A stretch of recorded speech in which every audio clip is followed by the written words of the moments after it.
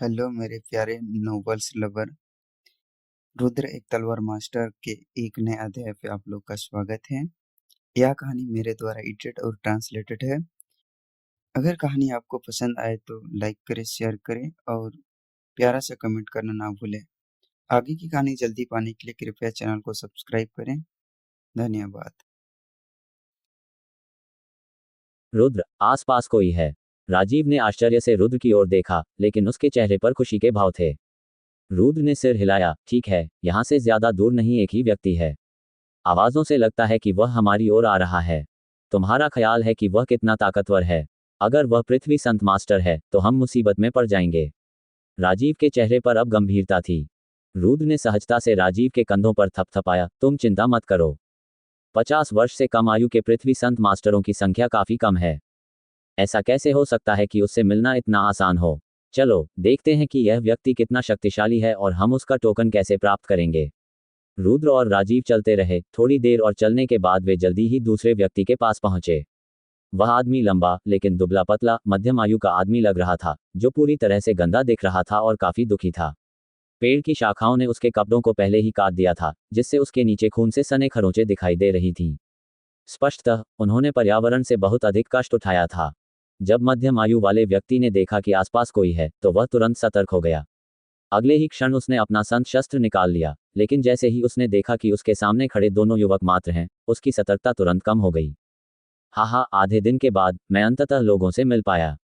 मैं यह जरूर कहना चाहूंगा कि यह जगह इतनी बड़ी है कि आधे दिन तक पैदल चलने के बाद भी मुझे यहाँ कोई और नहीं मिला। ऐसी जगह बनाने के लिए किसी व्यक्ति को कितना मजबूत होना चाहिए। अधेड़ उम्र के आदमी ने मुस्कुराते हुए अपनी तलवार लहराई। उसका चेहरा ढीला पड़ गया था और उसकी आंखें अजीब चमक के साथ रुद्र और राजीव को देख रही थीं। रुद्र भी हंसा और बोला, ये सही है। ये जगह वाकई बहुत बड़ी है। आधे दिन तक चलने के बाद आखिरकार हमें एक अकेला व्यक्ति मिला है। ऐसा लगता है कि हमारा मिलना किस्मत में लिखा था। भाइयों, आपका नाम क्या है? वह आदमी हानिरहित तरीके से मुस्कुराने लगा। चूंकि हम पहले कभी नहीं मिले हैं, इसलिए सर को अपना नाम बताना असुविधाजनक होगा। रुद्र हंसा। ठीक तो, आदमी ने सहजता से उत्तर दिया। रुद्र और राजीव की ओर देखते हुए, भाड़े के सैनिकों का ये जमावड़ा एक अच्छी जगह नहीं है। यहाँ कई छिपे हुए खतरे हैं जिनका सामना करना होगा। ये स्थान विशेष रूप से दो युवाओं के लिए नहीं है। आप दोनों के लिए यह बेहतर होगा कि आप तुरंत इस स्थान को छोड़ दें। निस्संदेह आप दोनों के पास जो 2 टोकन हैं, वे आपके लिए मुसीबत लेकर आएंगे। आप उन्हें मुझे क्यों नहीं सौंप देते ताकि मैं आपकी जिम्मेदारी उठा सकूं? इतना कहते ही अधेड़ उम्र के आदमी ने अपनी तलवार उठाई और रुद्र और राजीव की ओर बढ़ने लगा। रुद्र ने अपने स्पेस रिंग से टोकन निकालने से पहले एक विचारशील मुस्कान बिखेरी। उसे लहराते हुए रुद्र मुस्कुराया, अगर तुम इसे चाहते हो तो तुम्हें इसे लेना होगा। रुद्र के हाथ में टोकन आते देख अधेड़ व्यक्ति की आंखें चमकने लगीं। तुरंत ही उसने रुद्र के हाथ की ओर देखा और उसकी उंगली में अंतरिक्षीय अंगूठी देखी। एक अंतरिक्ष वलय। वह आदमी सदमे में चिल्लाया। गंभीर होते हुए उसकी आंखें अपने पीछे छिपे शुद्ध लालच को छिपा नहीं सकीं। नहीं, छोटे भाई, वर्तमान में आपके पास जो स्पेस रिंग है, वह भी आपके लिए परेशानी लेकर आएगी। आप स्पेस रिंग और टोकन दोनों मुझे क्यों नहीं सौंप देते? मैं उन दोनों को सुरक्षित रखूंगा। अगर आप ऐसा करेंगे तो मैं उनकी सुरक्षा की गारंटी दे सकता हूं। इतना ही नहीं, इससे आपके जीवन को एक खतरा कम हो जाएगा। मध्यम आयु वाला व्यक्ति मुस्कुराए बिना न रह सका। अपने सामने रखे 2 पुरस्कारों को देखकर उसकी आवाज भी कांपने लगी। उनके अनुसार रुद्र और राजीव दोनों ही अपनी उम्र के कारण आसान लक्ष्य थे। चाहे वे दोनों कितने भी शक्तिशाली क्यों न हो, वह पहले से ही उनका पीछा करने पर अड़ा हुआ था। रुद्र अनायास ही हंस पड़ा और उस आदमी की आंखों में देखते हुए व्यंग्यात्मक लहजे में बोला, तुम अपनी बातों से 3 साल के बच्चे को भी धोखा नहीं दे सकते। आपका दिमाग खराब है जो आप सोचते हैं कि हम इतने बेवकूफ हैं। राजीव ने रुद्र की तरफ से उसे कोसा। उस आदमी की आंखें खतरनाक ढंग से चमकने लगीं और उसने एक ठंडी मुस्कान प्रकट की। साथी भाइयों, मैं बस यही सोच रहा था कि आपके लिए क्या सबसे अच्छा है। वे वस्तुएं आपके लिए सुरक्षित नहीं हैं। ऐसा कहकर वह आदमी और भी करीब आ गया और अब वह 10 मीटर दूर था। अपने हाथ में विशाल तलवार लेकर वह जैसे ही आक्रमण के लिए तैयार हुआ, उसमें से ऊर्जा निकलने लगी। रुद्र ने उस आदमी को घृणा से देखा। वह केवल एक महान संत गुरु थे, जिनके बारे में चिंता करने लायक कुछ नहीं था। ये सामान मेरे हाथ में है, अगर तुम में क्षमता है तो आओ और ले जाओ। वह आदमी खतरनाक ढंग से हंसते हुए बोला, तो ऐसा लगता है कि तुम दोनों बहुत जिद्दी हो। तो फिर मुझे आने और उन्हें ले जाने की अनुमति दीजिए। उसके हाथ में मौजूद ऋषि अस्त्र तेजी से हिलने लगा, जैसे वह रुद्र के हृदय की ओर जा रहा हो। उसका कार्य बिना किसी पश्चाताप या दूसरे विचार के हत्या करने के लिए था। रुद्र के मन में हत्या की एक छोटी सी भावना प्रकट हुई, क्योंकि हल्की पवन तलवार तुरंत ही रुद्र के हाथ में आ गई। अगले ही क्षण तलवार एक झटके में गायब हो गई और एक बड़ी धातु की ध्वनि के साथ दूसरे आदमी के संत हथियार को तोड़ दिया। उसका संत हथियार टूट गया और उस आदमी ने मुंह में खून थूक दिया। उसका चेहरा सफेद हो गया और फिर वह जमीन पर गिर पड़ा। रुद्र ने एक ही वार में उसके ऋषि अस्त्र को 2 टुकड़ों में तोड़ दिया। यह उस व्यक्ति के डेंटियन को अपंग करने के बराबर था, जिससे उसकी सारी साधना नष्ट हो गई और साथ ही उसके शरीर को भी भारी क्षति पहुंची। हो कैसे? ये कैसे संभव है? अपने संत शस्त्र के टूटे हुए अवशेष देखकर उस आदमी का चेहरा सदमे में आ गया। ये शक्ति इतनी प्रबल थी कि वह अचेत हो गया। मामले को और भी बदतर बनाने वाली बात यह थी कि उसके संत शस्त्र को तोड़ने के लिए जिम्मेदार व्यक्ति मात्र 20 वर्ष का युवक था। यहां तक कि राजीव भी, जो रुद्र के पास खड़ा था, अविश्वास की हद तक हैरान रह गया। ये देखना उसके लिए बहुत ही भयावह था कि किस प्रकार रुद्र एक महान संत मास्टर की तलवार को 2 टुकड़ों में तोड़ने में सक्षम था। आप, इतनी कम उम्र में आपके पास इतनी ताकत कैसे आ गई? हैं? क्या तुम भेष बदलकर भेड़िया हो? वह आदमी रुद्र को घृणा से देख रहा था, मानो उसने अनुचित कार्य किया हो, लेकिन जैसे जैसे वह बोल रहा था, उसकी आवाज कमजोर होती जा रही थी। हम कोई भेष नहीं बदल रहे हैं, ये परिणाम आपने खुद ही अपने ऊपर ला दिया है। रुद्र हंसा। फिर उस आदमी के पास जाकर उसने कहा, अपनी चीजें तुरंत बाहर निकालो, इस तरह तुम्हें कम से कम जीने का मौका तो मिलेगा, नहीं तो मैं अभी तुम्हें मार डालूंगा। जब उस आदमी ने अपने संत हथियार के टूटे हुए हिस्सों को देखा तो उसके मुंह से खून टपकने लगा। अफसोस से भरे चेहरे के साथ उसने धीरे से अपना स्पेस बेल्ट निकाला और एक तरफ रख दिया। रुद्र ने अपनी तलवार से स्पेस बेल्ट को उठाया और उसके अंदर से टोकन छीन लिया। उसे और कोई मूल्यवान वस्तु नहीं दिखी, जिससे ये पुष्टि हो गई कि वह आदमी सचमुच गरीब था। निराशा में अपना सिर हिलाते हुए रुद्र ने राजीव के साथ जाने से पहले स्पेस बेल्ट को फर्श पर फेंक दिया। रुद्र, तुम में अब इतनी शक्ति है कि तुम एक महान संत गुरु के संत अस्त्र को एक ही वार से तोड़ सकते हो। यह ऐसा काम है जो केवल एक पृथ्वी संत मास्टर ही कर सकता है। अब सड़क पर राजीव ने आखिरकार वह सवाल पूछ ही लिया जो वह इतने समय से दबाए बैठा था। रुद्र ने हंसते हुए कहा, जब मैंने कुछ समय के लिए सिंहनाद छोड़ा था, तो मैंने प्रथम चक्र पृथ्वी संत मास्टर बनने में सफलता प्राप्त की थी। क्या आपने पहले ही एक सफलता हासिल कर ली है? राजीव ने आश्चर्य से पूछा, उसे अपने कानों पर विश्वास नहीं हुआ। पृथ्वी संत मास्टर, एक महान संत मास्टर द्वारा मृत्यु को जोखिम में डालकर पार करने का परिणाम था। पृथ्वी संत मास्टर बनने के लिए उत्तीर्णता दर केवल 10% थी, लेकिन ये युवक किसी तरह इसमें सफल हो गया। रुद्र की उम्र 25 वर्ष भी नहीं हुई थी और तब तक वह पृथ्वी संत मास्टर बन चुका था। ये सचमुच एक अभूतपूर्व उपलब्धि थी। यदि इसकी खबर फैल जाए तो निस्संदेह इससे बहुत बड़ा सदमा लगेगा। उनके बोलने के बाद राजीव उलझन में पड़ गए और उन्होंने पूछा, प्रथम चक्र पृथ्वी संत मास्टर होने का क्या मतलब है? उन्हें इस बात का कोई अंदाजा नहीं था कि पृथ्वी संत मास्टर्स को अलग अलग श्रेणियों में वर्गीकृत किया गया है। रुद्र ने समझाना शुरू किया। पृथ्वी संत मास्टर्स तक के संतों को 3 अलग अलग स्तरों में वर्गीकृत किया जाता है, प्राथमिक, मध्यम और शीर्ष। जिस क्षण कोई व्यक्ति पृथ्वी संत मास्टर बन जाता है, वर्गीकरण भिन्न हो जाता है। इसमें 6 अलग अलग भाग हैं। सबसे निचला वर्ग प्रथम चक्र है, जबकि सबसे मजबूत वर्ग छठा चक्र है। राजीव ने समझदारी से देखा, मैंने नहीं सोचा था कि पृथ्वी संत मास्टर्स को भी इस तरह वर्गीकृत किया जाएगा। अगर आपने मुझे नहीं बताया होता तो मुझे इसके बारे में कभी पता नहीं चलता। अचानक राजीव के मन में विचार आया, आह रुद्र, तुम्हारे अंदर क्या विशेषता है? ये सुनकर रुद्र के हाथ में तुरंत ही चमकती हुई पवन तलवार प्रकट हो गई। हल्की पवन तलवार से धुंधली चांदी जैसी चमक निकलने लगी जो लगातार आकाश में चमकती रही।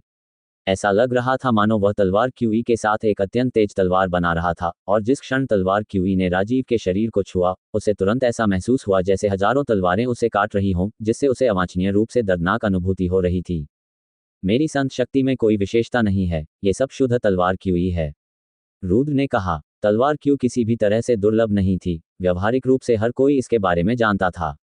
ये तलवार सेंट फोर्स के समकक्ष थी और इसमें जबरदस्त मारक शक्ति थी जो लंबी दूरी तक हमला कर सकती थी।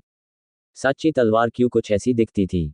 कई अन्य लोगों के पास केवल तलवार से बनी वस्तु ही थी, इसलिए वह इतनी शक्तिशाली नहीं थी कि उसे तलवार क्यू ही कहा जा सके, उसे केवल ऊर्जा ही कहा जा सकता था। ऐसा इसलिए था क्योंकि ऊर्जा पर्याप्त रूप से मजबूत नहीं थी और न ही उसमें तलवार क्यूई जैसी तीव्रता थी। रुद्र की तलवार क्यू अतुलनीय रूप से तेज, तीव्र और काफी शक्तिशाली थी।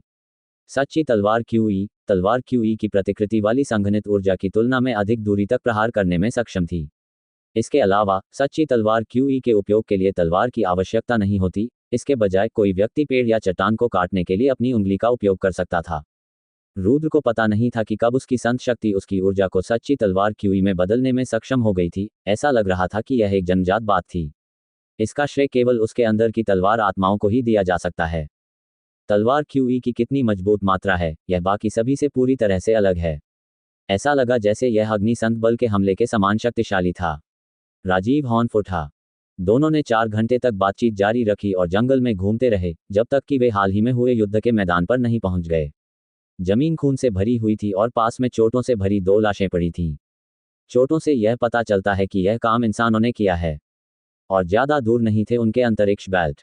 राजीव ने उनके स्पेस बेल्ट को देखने से पहले कहा, उनके टोकन यहाँ नहीं हैं, बस कुछ चीजें हैं। इसमें कोई मूल्यवान वस्तु नहीं है, ऐसा प्रतीत होता है कि किसी और ने इसे पहले ही ले लिया है। अपने चारों ओर देखते हुए रुद्र ने देखा कि एक ही दिशा में कई पदचिह्न जा रहे थे। चलो चलें, हमारे लिए सबसे अच्छा यही होगा कि हम पहले ये पता लगा लें कि तुम्हें किसने बुलाया था। मेरा अंतर्ज्ञान कहता है कि जो भी आपको बुला रहा है वह अच्छे काम के लिए है। रुद्र ने कहा। अच्छा, तब मैं भी यह जानना चाहता हूं कि आखिर मुझे कौन बुला रहा था। सोचिए, मैं खुद पर नियंत्रण नहीं रख पाया और यहां आ गया, राजीव ने उत्सुकता से कहा। दोनों व्यक्ति पर्वत श्रृंखला से होते हुए आगे बढ़ते रहे। रास्ते में उन्हें कई जादुई जानवरों की मृत लाशें मिलीं। कभी कभी वे प्रतिभागियों में से किसी एक की लाश देखते थे। दोनों को पुरुषों द्वारा मार दिया गया था और उनके शरीर से कोई भी मूल्यवान वस्तु छीन ली गई थी। अचानक एक क्रोधित दहाड़ की आवाज सुनाई दी। इसकी आवाज से ऐसा लग रहा था कि यह इस समय कई लोगों से लड़ रहा है और उन पर दहाड़ रहा है। ध्वनि के उद्गम की ओर देखते हुए रुद्र ने कहा, वहां कोई जादुई जानवर से लड़ रहा है। ये काफी दूर लगता है, मेरा अनुमान है कि दूरी कम से कम 10 किलोमीटर होगी। थोड़ी देर की हिचकिचाहट के साथ रुद्र ने कहा, हमारे लिए बेहतर होगा कि हम अपने रास्ते पर चलें। प्रतियोगिता समाप्त होने में अभी 1 वर्ष का समय है, जो काफी समय है। अभी टोकन एकत्रित करना काफी कठिन है, इसलिए हम थोड़ी संख्या में लोगों द्वारा बड़ी मात्रा में टोकन एकत्रित किए जाने की प्रतीक्षा करेंगे। फिर हम इसे उनसे लूट सकते हैं और संभवतः एक साथ कई टोकन कमा सकते हैं। राजीव को रुद्र के प्रस्ताव पर कोई आपत्ति नहीं थी। इसके बाद दोनों ने बिना किसी और परेशानी के अपने रास्ते पर आगे बढ़ना जारी रखा। 2 दिन तक उस दुष्ट जंगल में चलने के बाद वे अंततः जंगल के अंत तक पहुंच गए। इस दौरान दोनों की मुलाकात कई प्रतिभागियों से हुई। जब उनमें से प्रत्येक ने देखा कि रुद्र और राजीव कितने युवा हैं, तो उन्होंने उन्हें घृणा की दृष्टि से देखा। हालांकि जब उन्हें एहसास हुआ कि दोनों अभी भी प्रतिस्पर्धी हैं, तो उन्होंने तुरंत उनके टोकन लूटने की कोशिश की, लेकिन अंत में उनके टोकन चोरी हो गए। उन लोगों में से रुद्र ने आधे लोगों को मार डाला और आधे को जाने दिया। जिन लोगों ने रुद्र और राजीव को मारने की कोशिश की थी, रुद्र ने उन्हें निर्दयतापूर्वक मार डाला। जिन लोगों ने केवल टोकन लेने का प्रयास किया था, रुद्र ने उन्हें जीवित रहते हुए जाने की अनुमति दे दी। रुद्र की दयालुता के कारण उसने उन लोगों को शर्मिंदा नहीं किया, जिन्हें उसने सिर्फ टोकन लेकर छोड़ दिया था। परिणामस्वरूप रुद्र के पास टोकनों की संख्या 2 से बढ़कर 20 से अधिक हो गई। ये काफी अच्छा लाभ था। जंगल के किनारे पर पहुंचने के बाद एक समतल मैदान था जो जहां तक नजर जाती थी, दूर तक फैला हुआ था। रुद्र जब शांत दृष्टि से उस दृश्य को देख रहा था तो दूर क्षितिज दिखाई दे रहा था। राजीव ने दूर तक देखने की कोशिश करते हुए एक गहरी सांस छोड़ी। हम अंततः उस राक्षसी क्षेत्र से बाहर निकल आए हैं। मैं सोचने लगा था कि यह पूरा स्थान जंगल से ढका हुआ है। राक्षसी जंगल में 2 दिन तक चलने के बाद रुद्र और राजीव के चेहरे धूल और मैल से भर गए थे। उनके चेहरे मिट्टी से ढक गए थे और पेड़ की शाखाओं से उनके कपड़े फट गए थे, जिससे उनका शरीर ढका नहीं रह गया था। हालांकि वहां न तो कोई नदी थी और न ही पानी का कोई अन्य स्रोत। रुद्र ने अपने स्पेस बेल्ट से पानी की 2 बोतलें निकाली और एक राजीव को दे दी ताकि वे नहा सकें।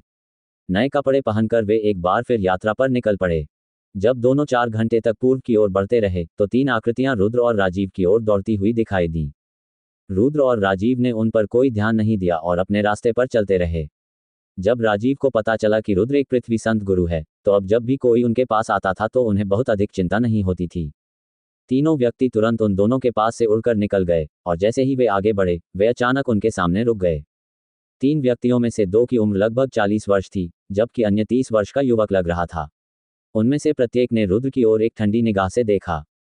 साथ ही भाइयों, मैं आपके लिए क्या कर सकता हूं? रुद्र ने पूछा।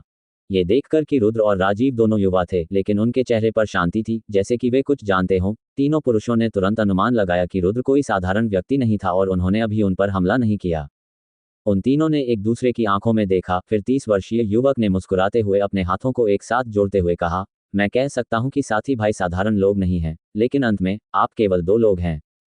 यदि कोई बड़ा समूह तुम पर हमला करता है तो जवाबी कार्रवाई करना कठिन होगा। ऐसी स्थिति में तुम दोनों को हमारे साथ मिल जाना चाहिए। हम एकजुट हो सकेंगे और बचने की संभावनाओं को काफी हद तक बढ़ा सकेंगे। इसके अलावा जब भी हम टोकन एकत्र करेंगे हम उन्हें ताकत के अनुसार आपस में बांट सकेंगे। क्या आप दोनों इच्छुक हैं? बिल्कुल भी दिलचस्पी नहीं है, रुद्र ने तुरंत जवाब दिया और उनके पास से निकल गया। इस प्रतिक्रिया पर तीनों व्यक्ति बिना किसी हिचकिचाहट के तुरंत रुद्र और राजीव पर टूट पड़े। एक तीखी आवाज के साथ रुद्र ने अपना चमकता हुआ चांदी जैसा प्रकाश वाला ऋषि अस्त्र निकाला। जैसे ही तीनों संत हथियार संपर्क बनाने वाले थे उनके मालिकों के सिर तुरंत हवा में उड़ गए। रुद्र की तलवार इतनी तेज थी कि तीनों उस पर ध्यान नहीं दे सके। जब सिर कटे शव कठोर अवस्था में फर्श पर गिरे तो खून की 3 धारें हवा में उड़ गईं। जैसे ही उनके सिर गिरे उनकी आंखें सदमे से चौड़ी हो गईं, जो उनकी मृत्यु के कारण कभी दूर नहीं हो सकती थीं। उत्साह के साथ अपना स्पेस बेल्ट उठाते हुए राजीव ने टोकन के साथ साथ 3 क्लास 4 मॉन्स्टर कोर भी निकाले। तीनों को मारने के बाद रुद्र और राजीव बिना रोक टोक अपने रास्ते पर आगे बढ़ गए। आधे दिन बाद रुद्र और राजीव के कानों में एक भयंकर गर्जना गूंजी। दोनों ने देखा कि दोनों ओर से लगभग 50 लोग एक दूसरे से लड़ रहे थे। युद्ध के मैदान में बैंगनी वस्त्र पहने एक मध्यम आयु वर्ग का व्यक्ति सामने खड़ा देखा जा सकता था। युद्ध के मैदान में नरसंहार हो रहा था, लेकिन कुल 50 लोग होने के बावजूद अनुपात बराबर नहीं था। 30 से अधिक लोग एक दर्जन लोगों से लड़ रहे थे। उनकी ताकत में अंतर बहुत स्पष्ट था, इसलिए एक झटके में लड़ाई खत्म हो गई और दर्जन भर लोग पूरी तरह से मर गए। तत्काल ही बचे हुए लोगों ने स्पेस बेल्ट उतार दी और असंख्य टोकन निकालने लगे तथा उन्हें सम्मानपूर्वक बैंगनी वस्त्र पहने व्यक्ति को सौंप दिया। मैं ये टोकन नेता को भेंट करता हूँ, पुरुष आदरपूर्वक चिल्लाए। उस आदमी ने लगभग 20 काले टोकन लिए और उन्हें अपने स्पेस बेल्ट में रख दिया। मात्रा अपने आप में एक गुण है। निश्चिंत रहो, यदि तुम मेरे साथ यात्रा करोगे तो मैं सभी को अच्छे लाभ की गारंटी दूंगा। इतना कहकर अधेड़ उम्र का आदमी रुद्र और राजीव की ओर देखने लगा। जाओ और उन दोनों को वहां मार डालो, उस आदमी ने इशारा करते हुए सभी लोगों को उनके पीछे आने का आदेश दिया। बिना किसी हिचकिचाहट के 30 लोगों ने तुरंत अपने ऋषि हथियार निकाले और रुद्र का पीछा किया। ये देखकर कि समूह उनकी ओर दौड़ रहा है, रुद्र को पता चल गया कि लड़ाई अवश्यंभावी है। राजीव, कुछ कदम पीछे हटो। तो फिर सावधान रहो। राजीव ने बहादुर बनने की कोशिश नहीं की और 20 मीटर पीछे चला गया। जैसे ही 30 आदमी रुद्र के 50 मीटर के भीतर आ गए, उसने अपना पवित्र हथियार निकाला और बिना किसी डर के उन तीनों पर हमला कर दिया। इन लोगों के लिए रुद्र भेड़ों के झुंड में एक बाघ था। उसकी हल्की पवन तलवार ने उनकी गर्दन पर वार किया और कुछ ही सेकंड में उनकी जान ले ली। कुछ ही सेकंड के भीतर 30 पहले जीवित और क्रूर महान संत मास्टर्स को गर्दन पर एक ही वार से मार दिया गया, जिससे खून बहने लगा। बैंगनी वस्त्र पहने व्यक्ति ने आश्चर्य से हल्की सी सांस ली।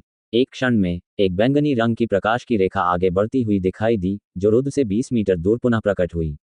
आश्चर्य से उसने रुद्र की ओर जिज्ञासा से देखा, मानो उसे इसकी परवाह ही न हो कि उसने अभी अभी 30 आदमियों को मार डाला है। थोड़ी देर बाद उस आदमी की हैरान आंखें बड़ी और बड़ी होती गईं। वह ये नहीं देख पा रहा था कि रुद्र कितना शक्तिशाली है। ऐसा लग रहा था मानो रुद्र धुएं के काले कोहरे से ढका हुआ है और उसे भेदना असंभव है। उस आदमी को और भी अधिक आश्चर्य इस बात पर हुआ कि रुद्र कितना युवा था। छोटे भाई, इतनी कम उम्र में तुम्हारे पास इतनी ताकत है, तुम निश्चित रूप से एक प्रतिभाशाली व्यक्ति हो। वह आदमी बिना किसी शत्रुता के मुस्कुराया। भीड़ को मारना कोई बड़ी बात नहीं है, रुद्र ने मुस्कुराते हुए उत्तर दिया। आप क्या मजाक कर रहे हैं? इतने कम समय में केवल एक पृथ्वी संत मास्टर ही एक ही प्रहार से 30 महान संत मास्टरों को मार सकता है। किसी के लिए इतनी कम उम्र में उस स्तर तक पहुंचना कितना दुर्लभ है। आप और मैं मिलकर काम क्यों नहीं करते? यदि हम ऐसा कर सकें तो इस पृथक विश्व पर शासन करना हमारा काम होगा। उस आदमी के चेहरे पर काफी दयालुता थी जब वह रुद्र की ओर देखकर मुस्कुरा रहा था। मैं क्षमा प्रार्थी हूँ, रुद्र ने तुरंत उत्तर दिया। एक आह भरते हुए वह आदमी उदास नजर से रुद्र की ओर देखने के बाद बैंगनी रोशनी की एक लकीर में गायब हो गया। रुद्र ने उसका पीछा करने की जहमत नहीं उठाई क्योंकि उसका टोकन पाने का कोई इरादा नहीं था। रुद्र, वह लड़का अभी बहुत मजबूत लग रहा है। क्या वह पृथ्वी संत मास्टर नहीं है? राजीव ने उस आदमी को भागते हुए देखा और कहा। रुद्र ने सिर हिलाते हुए कहा, ठीक है, वह एक पृथ्वी संत मास्टर हैं। ऐसा लगता है कि वह आत्मविश्वास से लबरेज नहीं था और उसने भागने का निर्णय ले लिया। तो फिर चलो, हम अपने रास्ते पर चलते हैं। पूरे मैदान में अनगिनत लड़ाइयां हो रही थीं, प्रत्येक लड़ाई में विभिन्न आकार और परिमाण के लोग शामिल थे। अब तक प्रतियोगिता में बहुत से लोग एक साथ मिलकर एकल लक्ष्य की तलाश में जुट गए थे। अगले 3 दिनों में रुद्र और राजीव धीरे धीरे मैदानी इलाकों से गुजरते रहे। वे दोनों उस दिशा में तेजी से जाने की कोशिश करने लगे जो राजीव को बुला रहा था। उन्होंने एक बार भी लड़ाई शुरू करने की कोशिश नहीं की, लेकिन कई बार रुद्र ने कई प्रतियोगियों को मार डाला और साथ ही साथ उनके टोकन की दैनिक फसल भी ले ली। इस समय तक रुद्र के पास टोकनों की संख्या सैकड़ों में पहुंच चुकी थी। मैदानी इलाके को पार करने के बाद रुद्र और राजीव को एक भयावह पर्वत श्रृंखला मिली। पहाड़ उजाड़ और बंजर थे, वहां घास का एक भी तिनका नहीं था। पूरा स्थान हल्के गुलाबी रंग के वाष्प से भरा हुआ था, जिससे पूरा पर्वत छिप गया था और ऐसा लग रहा था कि उसके भीतर कोई विषैला पदार्थ समाया हुआ है, जिससे कोई भी वहां प्रवेश नहीं कर सकता। दोनों व्यक्ति विषैले बादलों से दूर जाकर रुक गए। राजीव ने गंभीर भाव से उन्हें देखा। आह्वान इसी ओर से आ रहा है, परंतु इस विषैले बादल के कारण हमारा मार्ग अवरुद्ध हो गया है, अतः हम अंदर नहीं जा सकेंगे। हालांकि मेरे पास कुछ विषण गोलियां हैं, लेकिन मुझे यकीन नहीं है कि वे यहाँ काम करेंगी। रुद्र के चेहरे पर एक सार्थक मुस्कान थी और उसने राजीव के कंधों को थपथपाते हुए कहा, चिंता मत करो, ये बादल मुझे कुछ नहीं बिगाड़ पाएंगे, मैं अभी वापस आऊंगा। तो फिर अगर आप इनमें से एक को आजमाना चाहें तो कृपया करें।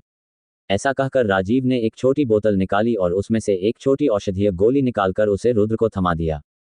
गोली लेने से मना करते हुए रुद्र ने कहा, मुझे इसकी जरूरत नहीं है, जहर मुझे नुकसान नहीं पहुंचा पाएगा। राजीव को संदेह था कि रुद्र को जहर का डर नहीं है, लेकिन वह जानता था कि यह रुद्र के रहस्यों में से एक होगा, इसलिए उसने और कोई सवाल नहीं पूछा। बिना कुछ कहे वह रुद्र के पीछे पीछे पर्वत श्रृंखला के भीतर चला गया। जहरीली धुंध के 20 मीटर अंदर राजीव के चेहरे का रंग अचानक बदल गया और उसके तुरंत बाद खून की एक धार निकल पड़ी। तुरंत वापस भागते हुए उसने अपने स्पेस बेल्ट के भीतर से एक सफेद जेड की बोतल निकाली और एक काले रंग की गोली निकाली। बिना एक क्षण की हिचकिचाहट के उसने उसे अपने मुंह में डाला और निगल लिया।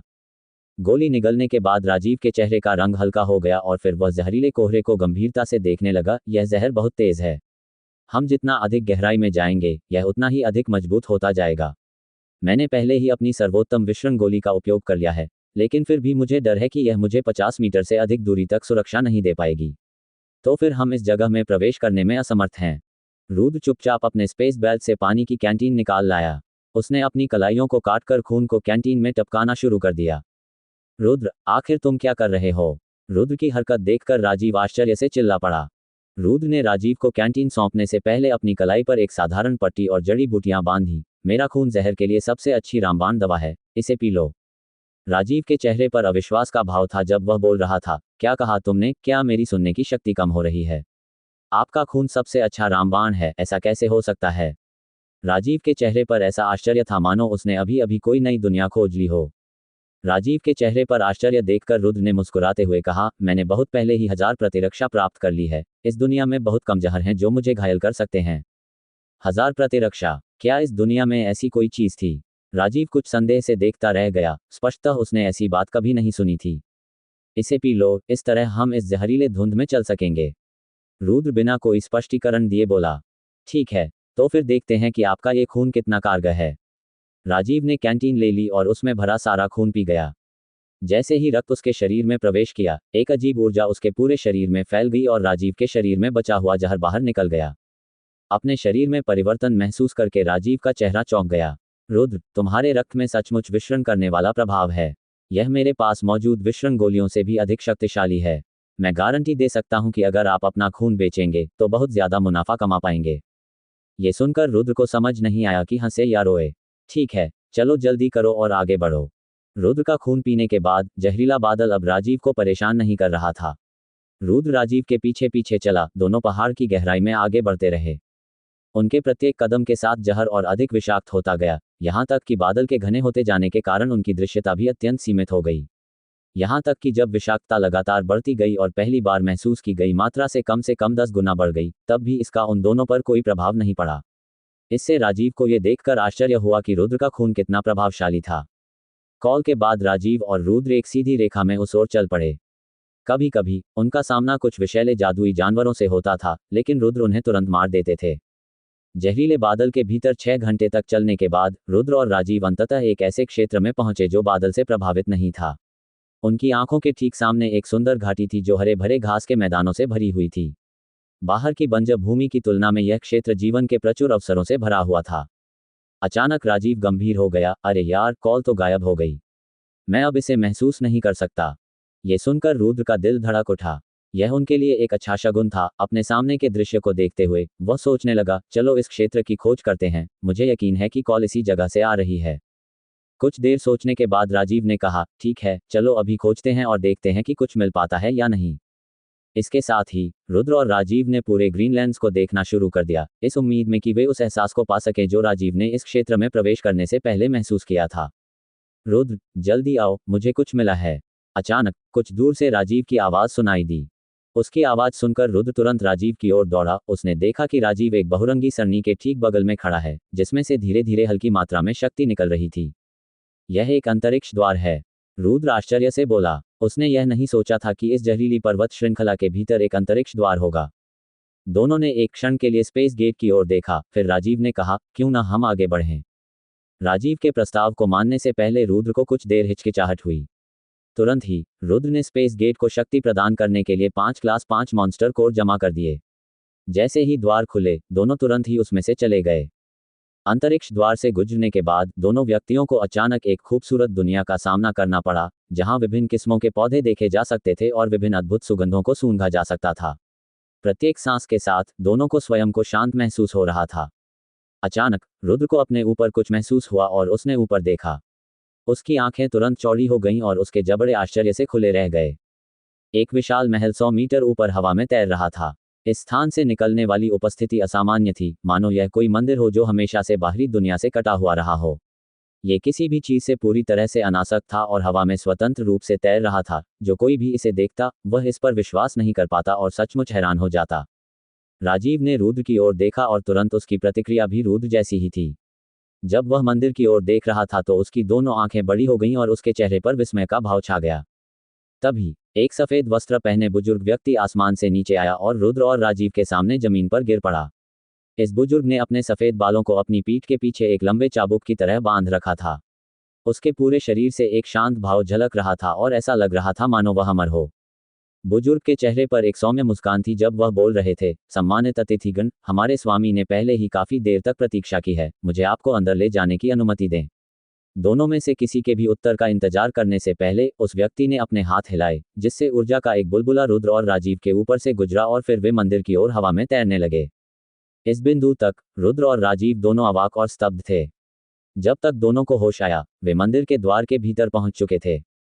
सम्मानित अतिथिगण, कृपया इस वृद्ध व्यक्ति का अनुसरण करें, मैं तुम्हें भगवान के दर्शन कराऊंगा। ऐसा कहकर वह बुजुर्ग व्यक्ति मंदिर में चला गया। एक पल, आदरणीय वरिष्ठ जन, ये स्थान वास्तव में क्या है?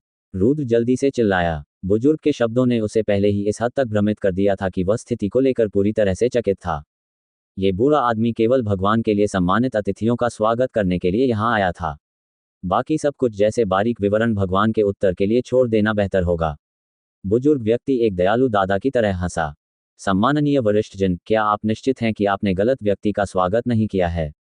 हो सकता है कि हम वो मेहमान न हो जिनका आप इंतजार कर रहे हैं। राजीव पीछे से चिंता में चिल्लाया। तैरते हुए मंदिर का ये रहस्यमय स्वामी निस्संदेह एक अत्यंत शक्तिशाली व्यक्ति था।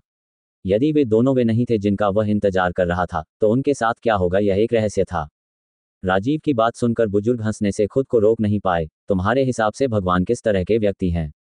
भगवान के पास अविश्वसनीय मात्रा में शक्ति है, फिर भी वह इतनी छोटी सी गलती कैसे कर सकते हैं? अब और प्रश्न पूछने की आवश्यकता नहीं है, कृपया भगवान की प्रतीक्षा करें, वे स्वाभाविक रूप से आपके लिए उत्तर देंगे। आपके बाकी सवालों का जवाब देने का मुझे कोई अधिकार नहीं है। दोनों काफी घबराए हुए बुजुर्ग के पीछे पीछे चल रहे थे और बीच बीच में अपने चारों ओर देख रहे थे। यह मंदिर असाधारण रूप से विशाल था और इसके भीतर प्रचुर मात्रा में शक्ति प्रवाहित होती थी। ऐसा लगता था मानो मंदिर की वास्तुकला शुद्ध ऊर्जा से बनी हो। मंदिर के भीतर बहुत सारे हॉल थे, लेकिन फिर भी पूरा स्थान शांत था। वहां एक भी व्यक्ति नजर नहीं आ रहा था और ऐसा लग रहा था जैसे वे तीनों ही वहां मौजूद हैं। रुद्र और राजीव कई गलियारों से गुजरते हुए अंततः एक बहुत बड़े गलियारे के सामने पहुंचे। वहां पहुंचकर बुजुर्ग ने अपने हाथ जोड़े और बंद दरवाजे की ओर झुककर कहा, महाराज, सम्मानित अतिथि आ चुके हैं, तुम जा सकते हो। एक गरिमामय आवाज सुनाई दी। ध्वनि से पता चला कि इस आवाज का स्वामी पुरुष था। जी महाराज। बुजुर्ग ने जाने से पहले एक बार फिर आदरपूर्वक सिर झुकाया, जिससे रुद्र और राजीव को समझ में नहीं आया कि आगे क्या करें। आप दोनों अंदर आ सकते हैं। एक बार फिर भीतर से वह भव्य आवाज गूंजी। अगले ही क्षण दोनों के प्रवेश के लिए दरवाजे धीरे धीरे खुलने लगे। एक दूसरे की ओर देखते हुए दोनों व्यक्ति एक क्षण के लिए झिझके और फिर हॉल में चले गए। मंदिर कक्ष अंदर से बहुत विशाल था और सिंहासन के अलावा वहां कोई अन्य वस्तु नहीं थी। यहां तक कि नींव के खंभे भी दिखाई नहीं दे रहे थे, जिससे रुद्र को आश्चर्य हो रहा था कि आखिर छत को सहारा कैसे दिया जा रहा होगा। सिंहासन के ठीक सामने एक श्वेत वस्त्रधारी आकृति थी जिसकी पीठ उनकी ओर थी। वहां कोई महत्वपूर्ण उपस्थिति महसूस नहीं हो रही थी। ऐसा लग रहा था जैसे वह पहले से ही दुनिया के साथ एक हो चुका था। रुद्र और राजीव आगे बढ़ते रहे और हॉल के ठीक बीच में आकर रुक गए। अपने हाथों को कपोलों में भरकर उन्होंने बड़े साहब को प्रणाम किया। हम बड़े साहब का अभिवादन करते हैं। आई बुजुर्ग की लंबी सांस सुनाई दी, लेकिन उस एक सांस में एक ही भावना थी। इसके बाद वह आदमी धीरे से घूमा, जिससे रुद्र और राजीव को उसका रूप देखने का मौका मिला। वह एक मध्यम आयु वर्ग का व्यक्ति था, जो लगभग 40 वर्ष का लग रहा था और देखने में बहुत सक्षम था।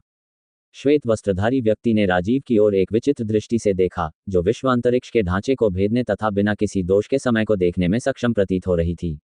कुछ देर बाद अधेड़ उम्र के व्यक्ति ने एक बार फिर आह भरी, जब उसकी नजर राजीव से हटकर स्वर्ग की सबसे ऊंची चोटी पर चली गई।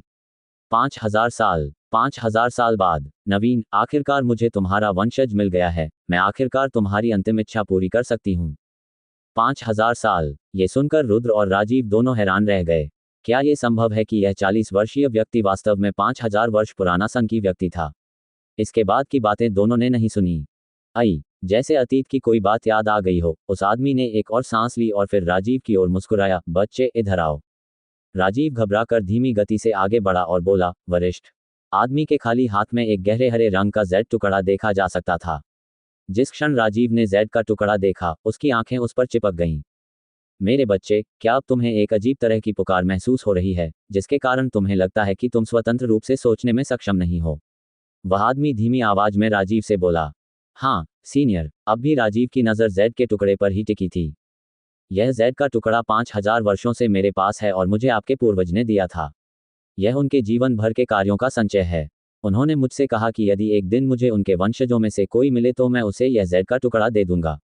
अब मैं अंततः अपने पुराने मित्र की अंतिम इच्छा पूरी कर सकता हूँ। बोलते समय उस आदमी की आवाज़ भावुक हो गई। उसके हाथ की एक लहर से जेड का टुकड़ा एक अजीब सी रोशनी से घिर गया और फिर धीरे धीरे तैरता हुआ राजीव की ओर चला गया। तैरते हुए जेड टुकड़े को देखकर राजीव की बांह के भीतर एक तीव्र सनसनी महसूस हुई, क्योंकि उसे लगा कि अचानक से उसने जेड टुकड़े को पकड़ने के लिए हाथ बढ़ाया है। ये नियंत्रण तब टूट गया जब वह असमंजस की स्थिति में अचानक उससे बाहर आ गया। इस समय वह कुछ ऐसा महसूस कर रहा था जिससे वह पूरी तरह हैरान था।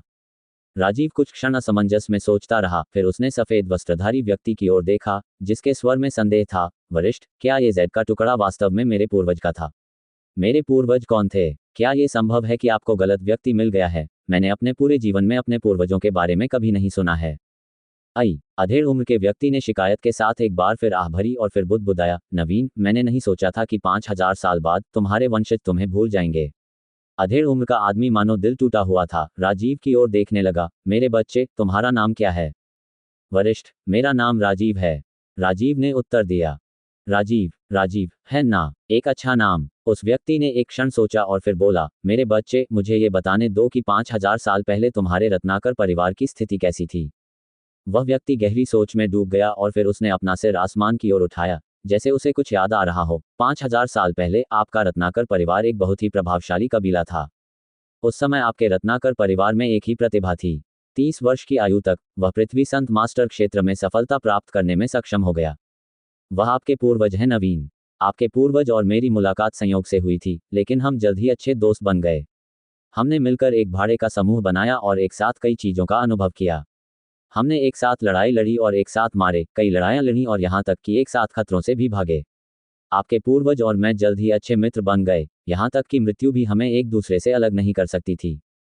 100 साल बाद नवीन और मैं दोनों ही शीर्ष स्वर्ग संत मास्टर क्षेत्र में आगे बढ़ गए। इस समय तक हम दोनों ही भाड़े के सैनिकों के जीवन से ऊब चुके थे और हमने स्वयं को भाड़े की दुनिया से अलग कर लिया था। हम पहाड़ों के बीच स्थित इस पुराने जंगल में आ गए और अपने आरोहण की तैयारी के लिए खुद को प्राकृतिक परिस्थितियों के हवाले कर दिया। 10 साल बाद हम दोनों ने संत शासक बनने में सफलता हासिल की। इसके साथ ही हमने एक बार फिर महाद्वीप का भ्रमण किया और अनेक स्थानों की खोज की तथा अनेक अनुभव प्राप्त किए। 10 साल और बीत गए। उस समय तक आपके पूर्वज और मैं दोनों ने बहुत अधिक ताकत हासिल कर ली थी और इसलिए हमने डेथ नेस्ट में प्रवेश करने का निर्णय लिया। मृत्यु घोंसले के भीतर मैं एक अभिशाप से पीड़ित होने वाला था। आपके पूर्वज नवीन ने मुझे बचाया। अपने शरीर का बलिदान देकर उन्होंने यह आघात सहा और मेरी जान बचाई। इस समय तक आदमी का चेहरा गंभीर हो गया था, मानो वह अपनी पीड़ा को छिपाने की कोशिश कर रहा हो। डेथ नेस्ट फीनिक्स महाद्वीप में सबसे खतरनाक जगह है। अपने संत शासक स्तर के साथ हम अपनी रक्षा करने में असमर्थ थे। श्राप बहुत अधिक शक्तिशाली था और नवीन की सारी शक्ति के बावजूद वह जंग का प्रतिरोध करने में असमर्थ था और 2 महीने के भीतर उसकी मृत्यु हो गई। जब उन्हें पता चला कि उनकी मृत्यु निकट है तो वे रत्नाकर परिवार के साथ अंतिम कुछ दिन बिताकर बहुत खुश थे। उसने यह नहीं सोचा था कि जैसे ही वह रत्नाकर परिवार में वापस आएगा, सब कुछ बदल जाएगा। पूर्व गौरवशाली रत्नाकर परिवार अब अस्तित्व में नहीं रहा। 30 साल पहले उन्हें हमारे पूर्व दुश्मनों द्वारा खत्म कर दिया गया था, जबकि रत्नाकर परिवार के वंशज बिना किसी निशान के बिखर गए थे। चूंकि आपके पूर्वज और मैंने किसी से संपर्क रखे बिना महाद्वीप से खुद को अलग कर लिया था, इसलिए हमने रत्नाकर परिवार के बारे में सारी जानकारी बहुत पहले ही खो दी थी। इसलिए उनके विनाश के बाद हमें कोई अंदाजा नहीं था कि वे कहाँ होंगे। इस दुखद परिणाम से आपके पूर्वज नवीन को अत्यधिक दुख हुआ। उसने यह नहीं सोचा था कि उसके जीवन के अंतिम क्षणों में उसके अपने कबीले का इतना भयानक अंत हो जाएगा। स्वाभाविक रूप से मैं उनके साथ था और जानता था कि वह क्या महसूस कर रहे थे। इस सारे दुख के साथ उसके लिए खून के आंसू रोना ही काफी था। इसके बाद नवीन और मैंने रत्नाकर परिवार के विनाश के लिए जिम्मेदार लोगों की तलाश शुरू की। दुर्भाग्यवश हम दोनों पहले जितने मजबूत नहीं रहे और हम सिर्फ 2 लोग ही रह गए थे। इसके अलावा हम दोनों के कई दुश्मन थे। 30 साल बाद हर कोई रत्नाकर परिवार के बारे में पहले ही भूल चुका था, जिससे सुराग गायब हो गए। 2 महीने के छोटे से अंतराल में हम कोई सुराग नहीं ढूंढ पाए और कोई भी जीवित व्यक्ति नहीं मिला जो हमें कुछ बता सके। अब तक उस आदमी के चेहरे पर दुख के भाव आ गए थे और वह उदास होकर बोला, 2 महीने बाद शक्तिशाली श्राप के कारण नवीन अफसोस के साथ इस दुनिया से चला गया। अपनी मृत्यु से पहले उन्होंने अपनी आत्मा का उपयोग करके अपने जीवन के सभी अनुभवों को इस जेड टुकड़े में उकेर दिया और फिर इसे मुझे सौंप दिया। उन्होंने कहा कि यदि एक दिन मुझे उनके भावी वंशज से मुलाकात हो तो मैं उन्हें ये जेड रत्न सौंप दूंगा। यह उनकी अंतिम इच्छा थी। नवीन की मौत से मुझे बहुत दुख हुआ। वह और मैं मित्र से भी बढ़कर मित्र और भाई से भी बढ़कर भाई थे। वह मेरे लिए मर भी गया था, इसलिए जब उसने मुझे जेड का टुकड़ा दिया तो मैं उसके कबीले की मौत के लिए जिम्मेदार लोगों और बचे हुए लोगों की तलाश में पूरे फीनिक्स महाद्वीप में निकल पड़ा। 300 वर्षों तक मैंने बहुत मेहनत से उन लोगों को खत्म किया जो इसके लिए जिम्मेदार हो सकते थे, लेकिन रत्नाकर परिवार की अभी तक कोई खबर नहीं मिली। आज तक यह मेरा सबसे बड़ा अफसोस था। एक लंबी सांस लेकर उसने राजीव की ओर देखा, लेकिन स्वर्ग दयालु था। कौन जानता था कि 5000 साल बाद मैं रत्नाकर परिवार के वंशजों में से किसी एक से मिल सकूंगा। यदि नवीन को यह बात पता चल जाए तो वह मृत्यु में भी संतुष्ट होकर विश्राम कर सकेगा। उस आदमी की कहानी सुनकर राजीव अवाक रह गया। उस व्यक्ति के शब्द बहुत ही चौंकाने वाले थे और उन्होंने मुझे बहुत बड़ा भावनात्मक आघात पहुंचाया, जिसे सहन करना बहुत कठिन था। उन्होंने कभी नहीं सोचा था कि रत्नाकर परिवार के पीछे इतनी गौरवशाली किंतु दुखद कहानी होगी। यहां तक कि रुद्र भी जो उसके पास ही था, हैरान रह गया। इससे भी अधिक आश्चर्य की बात यह थी कि यह व्यक्ति एक संत शासक था जिसकी आयु 5000 वर्ष से भी अधिक थी। इससे रुद्र के मन में उसके प्रति बहुत सम्मान उत्पन्न हुआ। वह आदमी राजीव के पास गया और उसकी ओर ऐसे देखा जैसे कोई वरिष्ठ अपने कनिष्ठ को देखता है। यह ऐसा था मानो वह अपने ही वंशज को देख रहा हो। उसकी आंखें एक कोमल भावना से भरी हुई थीं, जिसे समझाना बहुत कठिन था। मेरे बच्चे, तुम्हें भाड़े के सैनिकों की सभा में भाग लेने के लिए यहां आना होगा। वह आदमी राजीव से बोला। राजीव केवल मौन भाव से सिर हिला सका। वह अभी तक सदमे से उबर नहीं पाया था। क्या आपके माता पिता अभी भी जीवित हैं? आदमी ने पूछा। वे हैं। मेरे पिता और माँ दोनों एक पहाड़ी गांव में रहते हैं। मेरे दादाजी शिकार करते समय एक चट्टान से गिरकर मर गए।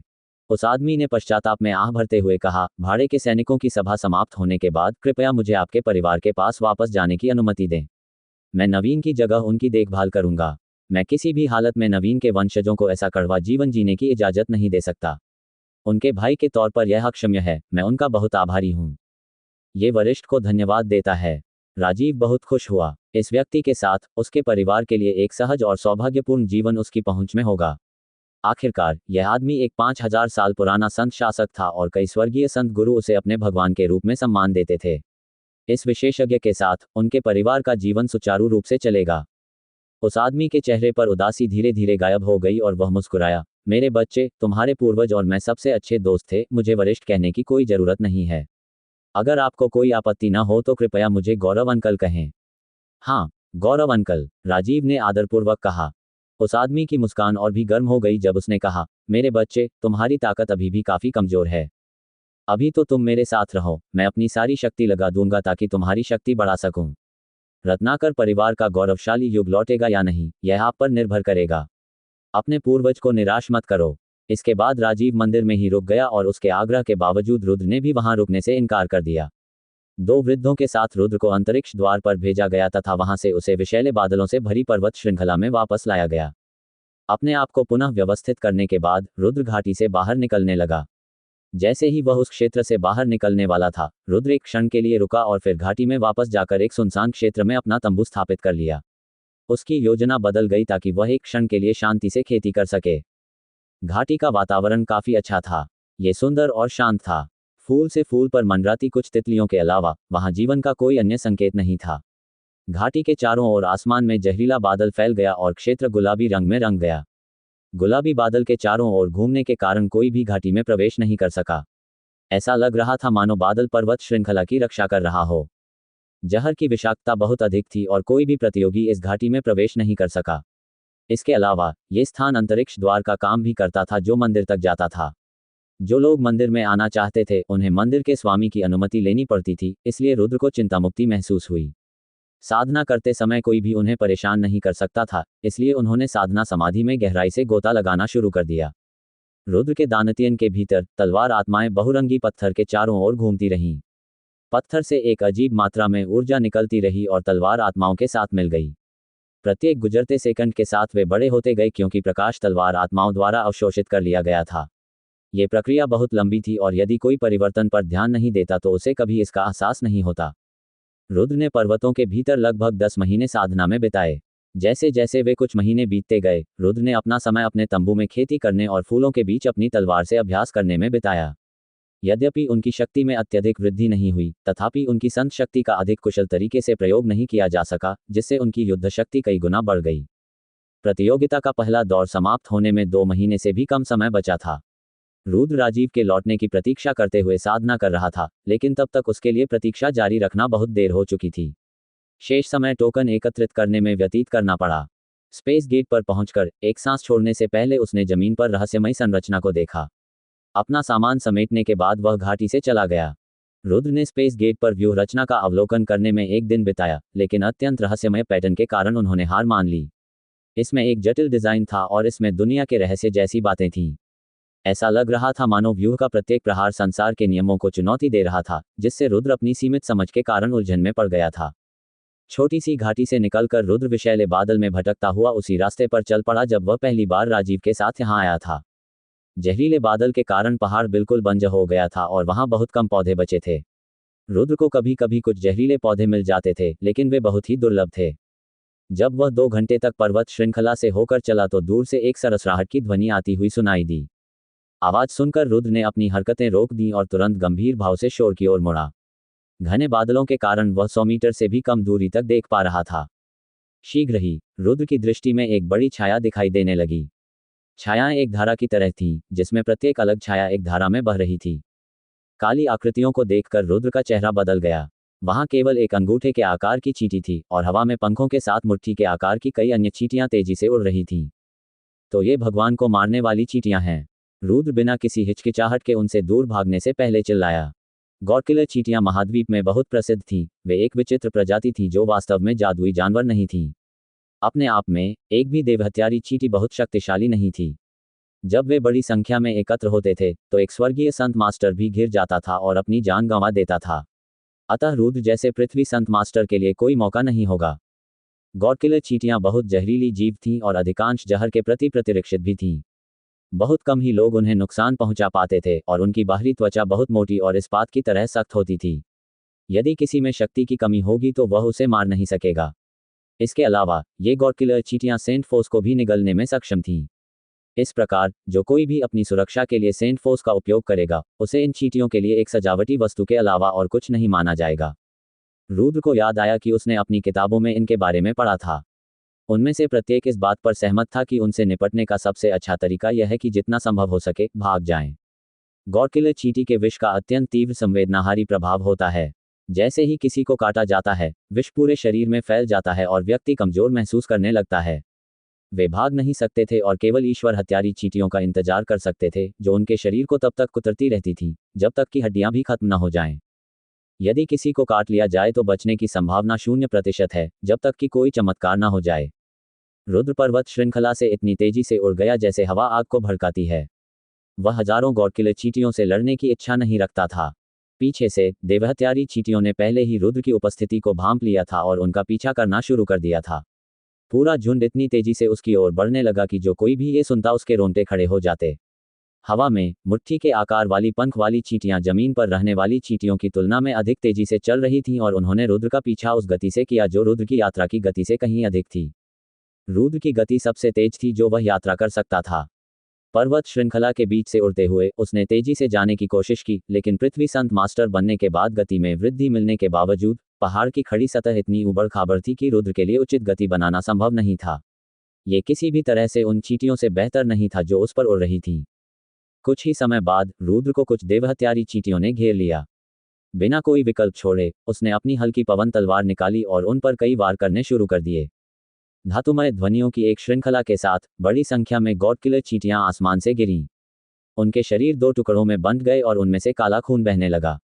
इस देरी के कारण कई अन्य चींटियां पहले ही उसे घेर चुकी थीं। कई चींटियां अपने झुंड के मृत शरीरों को पार करती हुई बिना किसी डर के रुद्र की ओर बढ़ीं।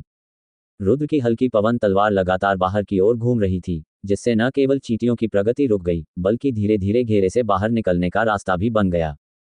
इसके बावजूद कुछ देवहत्यारी चींटियां थीं जिन्होंने रुद्र की तलवार को तोड़ दिया और रुद्र को काट लिया। चींटियों में से एक के तीखे दांतों ने रुद्र की त्वचा को चीर दिया, जो सामान्यतः संत के संत अस्त्र से कटने से बच सकती थी, जैसे कि वह टोफू हो। रुद्र ने काटने की बात पर ध्यान नहीं दिया और बाहर निकलने के लिए लगातार वार करता रहा। यदि वह यहीं फंसा रहा तो जब और चींटियां एकत्र होंगी तो वह एक मृत अंत में फंस जाएगा। अथक प्रयास के बाद रुद्र अंततः मुक्त हुआ और भाग निकला। उसका पूरा शरीर घाटी से बाहर उड़ गया। उसी समय उसने अपना एक हाथ उठाया और उस चींटी का सिर पूरी तरह कुचल दिया जिसने उसे काटा था, जिससे काला खून हर जगह फैल गया। जहां तक रुद्र के शरीर में काटे जाने के बाद प्रवेश हुए विष का प्रश्न है, उसके शरीर में प्रवाहित रक्त प्रवाह ने तुरंत विष को बाहर निकाल दिया, जिससे उसे कोई नुकसान नहीं पहुंचा। हालांकि गॉडकिलर चींटी का जहर डरावना था, लेकिन सिल्वर धारीदार सुनहरे सांप के जहर के सामने ये कोई काम नहीं था। ठीक पीछे उड़ती हुई गॉडकिलर चींटियां अभी भी उनका पीछा कर रही थीं। अचानक जैसे ही रुद्र एक छोटी सी चट्टान के पास से गुजरा, चट्टान में 1 मीटर चौड़े छेद से अचानक एक लाल रंग का अजगर निकला, जो अपना मुंह खोले हुए रुद्र की ओर उड़ चला। हालांकि रुद्र की बढ़ी हुई जागरूकता के कारण उसने अजगर को चकमा देने के लिए तुरंत अपना शरीर बदल दिया। उसने मुट्ठी उठाकर अजगर के सिर पर जोरदार प्रहार किया। सिर पर चोट लगने से सांप स्तब्ध होकर फर्श पर गिर पड़ा। इससे पहले कि वह संभल पाता, उसे चींटियों ने घेर लिया और दर्जनों नुकीले दांतों से उसे फाड़ डाला। हिस अजगर दर्द से चिल्लाया, इससे पहले कि उसका शरीर फटने लगे। अगले ही क्षण उसका शरीर उड़ गया और उसके टुकड़ों से आकाश भर गया। विशालकाय अजगर के प्रत्येक टुकड़े को गॉडकिलर चींटियों ने तुरंत ले लिया। असंख्य चींटियों ने अजगर के टुकड़ों पर हमला कर दिया और कुछ ही सेकंड में अजगर पूरी तरह से साफ हो गया, यहां तक कि उसकी हड्डियां भी गायब हो गईं। यहां तक कि बहा हुआ खून भी अब दिखाई नहीं देता था। रुद्र बहुत पहले ही इस स्थान से गायब हो चुका था और देवहत्यारी चींटी की पहुंच से बाहर किसी स्थान पर भाग गया था। विषैले पहाड़ों के क्षेत्र के बाहर 20 लोगों का एक समूह वहां इकट्ठा था। उस स्थान की ओर इशारा करते हुए प्रत्येक व्यक्ति यह अनुमान लगाने लगा कि अंदर क्या है। मैं कहता हूं कि अंदर खजाना जरूर है, लेकिन हम इस अजीब जगह के अंदर कैसे पहुंचें? एक व्यक्ति ने पूछा। ऐसी ईश्वर त्यागी जगह में खजाना कैसे हो सकता है? इसके अलावा वह गुलाबी धुंध निश्चित रूप से जहरीली है, भला कौन अंदर जा सकेगा? इतना जहरीला कोहरा यहाँ बिना किसी कारण के नहीं होगा। ये जगह निश्चित रूप से अजीब है और इसमें कोई रहस्य छिपा होगा। क्या कोई शक्तिशाली विशेषज्ञ यहाँ एकांत में रह सकता है? मैंने सुना है कि विशेषज्ञ स्तर के कुछ वरिष्ठ लोग अक्सर कुछ उच्च स्तरीय जादुई जानवर और अन्य सुरक्षा उपाय स्थापित करते हैं ताकि वे शांति से साधना कर सकें। इसलिए मुझे पूरा यकीन है कि यहाँ भी यही मामला है। मैं आपके तर्क को समझ सकता हूँ, लेकिन इस प्रकार की सुरक्षा व्यवस्था के साथ यहाँ विशेषज्ञ अवश्य ही विश्व विशेषज्ञ होगा। मैं कहता हूँ कि हमें तुरंत यह स्थान छोड़ देना चाहिए। अगर हम यहाँ विशेषज्ञ को परेशान करेंगे तो सब कुछ खराब हो जाएगा। वाह, तुम ऐसे शब्द कैसे कह सकते हो? किसने कहा कि हम विशेषज्ञ को नाराज कर देंगे या उससे पीड़ित होंगे? क्या आपने एक भाग्यशाली मुठभेड़ शब्द नहीं सुना है? यदि यह विशेषज्ञ उदार है तो हम संभवतः उसके शिष्य बन सकते हैं और ड्रैगन के द्वार को लांघने वाले काप बन सकते हैं। मेरी नज़र में यह एक यादगार अवसर है। 20 आदमी जहरीली धुंध के सामने आपस में चर्चा करते रहे और इस बात पर बहस करते रहे कि आखिर अंदर क्या हो सकता है। हे देखो, कोई बाहर आ रहा है, किसी की आवाज़ गूंजी। तुरंत ही सभी लोग ये देखने के लिए अपना सिर घुमाने लगे कि आखिर कौन इस जहरीले बादल से इतनी बुरी तरह से बाहर निकल रहा है। क्या वह व्यक्ति जहर से नहीं डरता? उसके पास कोई शक्तिशाली विषण गोली या कोई खजाना अवश्य होगा जो रोग प्रतिरोधक क्षमता प्रदान करता है। देखो वह कितना कमजोर दिख रहा है। उसने निश्चित रूप से पहाड़ों में कुछ झटके खाए हैं। मुझे यकीन है कि उसकी ताकत बहुत ज्यादा नहीं है। तो फिर ये तय हो गया, चलो हम उसे अपना खजाना या गोली सौंप दें और स्वयं अंदर जाकर जांच करें। इतने सारे लोगों के साथ हम निश्चित रूप से कुछ लाभ कमाएंगे। सभी पुरुषों ने सहमति में जयकार की तथा उनके चेहरे उत्साह से चमक उठे। शीघ्र ही वह आकृति दृष्टिगोचर हो गई। उसके सफेद वस्त्र कुछ स्थानों से फट गए थे और खून ने सफेद वस्त्र को लाल कर दिया था। उसके युवा शरीर पर जगह जगह चोटें दिख रही थीं जो किसी काले तरल पदार्थ से ढकी हुई थी, और हर कोई देख सकता था कि यह युवक 20 वर्ष से अधिक उम्र का नहीं हो सकता। यह आदमी रुद्र था। विषैले पर्वत से बचकर निकलने के बाद रुद्र ने ताज़ी हवा की गहरी सांस ली। वह गॉडकिलर चींटियों के झुंड द्वारा पीछा किया गया था और एक दयनीय स्थिति में फंस गया था, लेकिन वह भागने में भाग्यशाली था। कुछ दूरी पर खड़े 20 आदमियों की ओर देखते हुए उसने शांतिपूर्वक मुट्ठी भर मिट्टी ली और अपने काले हाथ पर पोंछी। इसके बाद उसने अपने स्पेस रिंग से एक तौलिया निकाला और उससे पोंछना शुरू कर दिया। यह एक अंतरिक्ष वलय है। रुद्र को तौलिया निकालते देख एक व्यक्ति आश्चर्य से चिल्ला उठा, क्योंकि उसे एहसास हुआ कि यह तौलिया कहां से आया है। तो उसके पास स्पेस रिंग है। पूरा समूह उत्साह और लालच से भर गया और प्रसन्नतापूर्वक मुस्कुराने लगा। तुरंत ही एक अधेड़ व्यक्ति ने रुद्र को पुकारा, बच्चे, तुम कौन हो और इस जहरीली धुंध से भागकर यहाँ कैसे आए? खड़े होकर रुद्र ने एक बार फिर समूह की ओर देखा। उनमें से अधिकांश की उम्र 30 से 40 वर्ष के आसपास थी, जबकि उनकी क्षमता महान संत मास्टर से लेकर शिखर महान संत मास्टर स्तर तक थी। आपका सवाल बहुत अजीब है। यदि मैं उस स्थान में प्रवेश करने में सक्षम था, तो स्वाभाविक रूप से मैं उस स्थान से बाहर भी निकल सकूंगा। रुद्र ने समूह की ओर देखते हुए एक दयालु मुस्कान के साथ बेफिक्र होकर बात की। रुद्र की घूरती निगाहों को न समझते हुए वह व्यक्ति पूछता रहा, आपको जहर से डर क्यों नहीं लगा? आखिर आपने इससे प्रतिरक्षित होने के लिए क्या उपयोग किया? रुद्र हंसा, तुम्हें यह बताना बहुत असुविधाजनक होगा। ये सुनकर अधेड़ उम्र के व्यक्ति ने अपने दोस्तों की ओर एक नजर डाली। अपने हाथों की एक लहर के साथ पूरे समूह ने रुद्र को घेर लिया। बच्चे, मैं तुम्हें नुकसान नहीं पहुंचाना चाहता, बस अपनी अंतरिक्ष अंगूठी सौंप दो और हमें बताओ कि तुम जहर से कैसे प्रतिरक्षित हो पाए। फिर हम तुम्हें जाने देंगे। आदमी ने आदेश दिया। ये सही है, हम अनावश्यक वध के पक्षधर नहीं हैं। ये देखते हुए कि तुम इतने युवा हो, तुम्हारे सामने अभी भी लंबा जीवन है। बस अपनी अंतरिक्ष अंगूठी आज्ञाकारी ढंग से हमें सौंप दो और हमें बताओ कि तुम जहर से कैसे बचे। एक दुबले पतले आदमी ने कहा। बच्चे, तुम्हारी त्वचा कितनी बेदाग है, ये देखकर लगता है कि तुम्हें दर्द सहने की आदत नहीं होगी। एक अच्छे लड़के की तरह बनो और हमें वह बताओ जो हमें जानना चाहिए, अन्यथा आपका सुंदर चेहरा नहीं रहेगा। तो फिर हमें एक अच्छी महिला न ढूंढ पाने के लिए दोष मत दीजिए। एक अन्य भयंकर दिखने वाले व्यक्ति ने दबी हुई आवाज में कहा। यद्यपि उनके शब्द सीधे साधे थे, फिर भी उनमें हास्य की भावना थी। रुद्र ने समूह की ओर मुस्कुराते हुए कहा, ये देखते हुए कि आप लोग इतने बुरे लोग नहीं लगते, मैं आपको शर्मिंदा नहीं करूंगा। अपने टोकन सौंप दो और मैं गारंटी देता हूं कि मैं तुम्हें नुकसान नहीं पहुंचाऊंगा। इन शब्दों से समूह स्तब्ध रह गया। सभी लोग जोर जोर से हंसने लगे जब उनमें से एक ने कहा, ये बच्चा कितना घमंडी है, सभी लोग आकर इसे शर्मिंदा करें। मुझे अनुमति दें। एक लंबे कद का आदमी आगे आया और उसने रुद्र की ओर मुट्ठी उठाने की पेशकश की। सामने आती मुट्ठी को देखकर रुद्र ने अपना सिर हिलाया और फिर अपना दाहिना हाथ आगे बढ़ाकर मुट्ठी को पकड़ लिया। थोड़ी सी शक्ति लगाकर जब रुद्र ने उस आदमी का हाथ कुचलना शुरू किया तो हड्डियों के टूटने की आवाजें सुनाई देने लगीं। छोड़ो छोड़ो, तुम मुझे दुख पहुंचा रहे हो, वह व्यक्ति दर्द से चिल्लाया जब उसने खुद को खींचने की कोशिश की। ये दृश्य देखकर अन्य लोग आश्चर्यचकित हो गए तथा उनके चेहरे धीरे धीरे गंभीर हो गए। हम कितने अंधे हैं कि यह भूल जाते हैं कि यह बच्चा काफी प्रतिभाशाली है। भाइयों, उसे पकड़ो। इस पर बाकी लोगों ने हमला करने के लिए अपने संत हथियार निकाल लिए। रुद्र ने अपनी 2 उंगलियां फैलाईं और उनमें से तलवार की कुछ किरणें निकली जो 1 फुट लंबी हो गईं। एक मंद प्रकाश के साथ तलवार की हुई एक बार टिमटिमाई और फिर दृष्टि से ओझल हो गई। एक ही सेकंड के भीतर रुद्र ने प्रत्येक सदस्य के चारों ओर कम से कम एक बार चक्कर लगाया। जैसे ही वह पुनः प्रकट हुआ, सभी पुरुषों के कपड़े तुरंत कपड़े की पट्टियों में बदल गए। एक क्षण में साफ सुथरे और व्यवस्थित कपड़े उनके पैरों के नीचे ढेर की तरह गिर गए और बिना किसी खरोंच के उनके शरीर दिखने लगे। 20 आदमी अचंभित रह गए। अपने कपड़ों के नष्ट हुए अवशेषों को देखकर वे सभी स्तब्ध होकर रुद्र की ओर देखने लगे। सभी लोगों, अपने टोकन सौंप देना आपके हित में होगा। रुद्र सबके सामने खड़े होकर एक शानदार मुस्कान बिखेर रहा था। याप, आप एक पृथ्वी संत मास्टर हैं। एक आदमी डर के मारे चिल्लाया। अपने प्रश्न की पुष्टि करते हुए जब उन्होंने पूछा तो उनकी आवाज में घोर अविश्वास का भाव था। उसकी बात सुनकर अन्य सभी लोग भयभीत हो गए और उनकी आंखें चौड़ी हो गईं। वे सचमुच विश्वास नहीं कर पा रहे थे कि उनके सामने खड़ा ये 20 वर्षीय युवक किसी तरह पृथ्वी संत मास्टर स्तर का विशेषज्ञ था। भाड़ में जाओ, कितना दुर्भाग्यपूर्ण है ये सोचना कि पहला युवा जिसे हम देखते हैं वास्तव में एक पृथ्वी संत मास्टर है। स्वर्ग ने हमें कैसे त्याग दिया है। एक आदमी ने रुद्र पर अपना स्पेस बेल फेंकने से पहले एक गहरी सांस ली। टोकन वहां है। मुझे डर है कि आप सोचेंगे कि हम कुछ छिपा रहे हैं, इसलिए बेझिझक खुद ही देख लें। इसके बाद अन्य लोगों ने भी कुछ हिचकिचाहट के साथ अपनी स्पेस बेल्टें नीचे फेंक दी। भारी मन और हताश भाव के साथ वे निराशा में नीचे देखने लगे, जो उनकी पहले की प्रतिक्रिया के विपरीत थी। इसके साथ ही रुद्र ने टोकन निकाले और उन्हें गिनना शुरू कर दिया। कुल मिलाकर लगभग 150 टोकन थे। अन्य किसी भी वस्तु को छुए बिना उन्होंने स्पेस बेल्ट वापस कर दी और वहां से चले गए। पूरा मैदान अतीत की लड़ाइयों से भरा पड़ा था। रुद्र जब पूरे स्थान पर घूम रहा था तो हर जगह लाशें ही लाशें दिखाई दे रही थीं। अतीत में वह आसानी से टोकन हथियाने में सक्षम था, लेकिन अब जब प्रतियोगिता का ये दौर समाप्त हो रहा था तो व्यवहारिक रूप से सभी टोकन कुछ विशेषज्ञों या मजबूत ग्रेट सेंट मास्टर्स के समूह के हाथों में थे।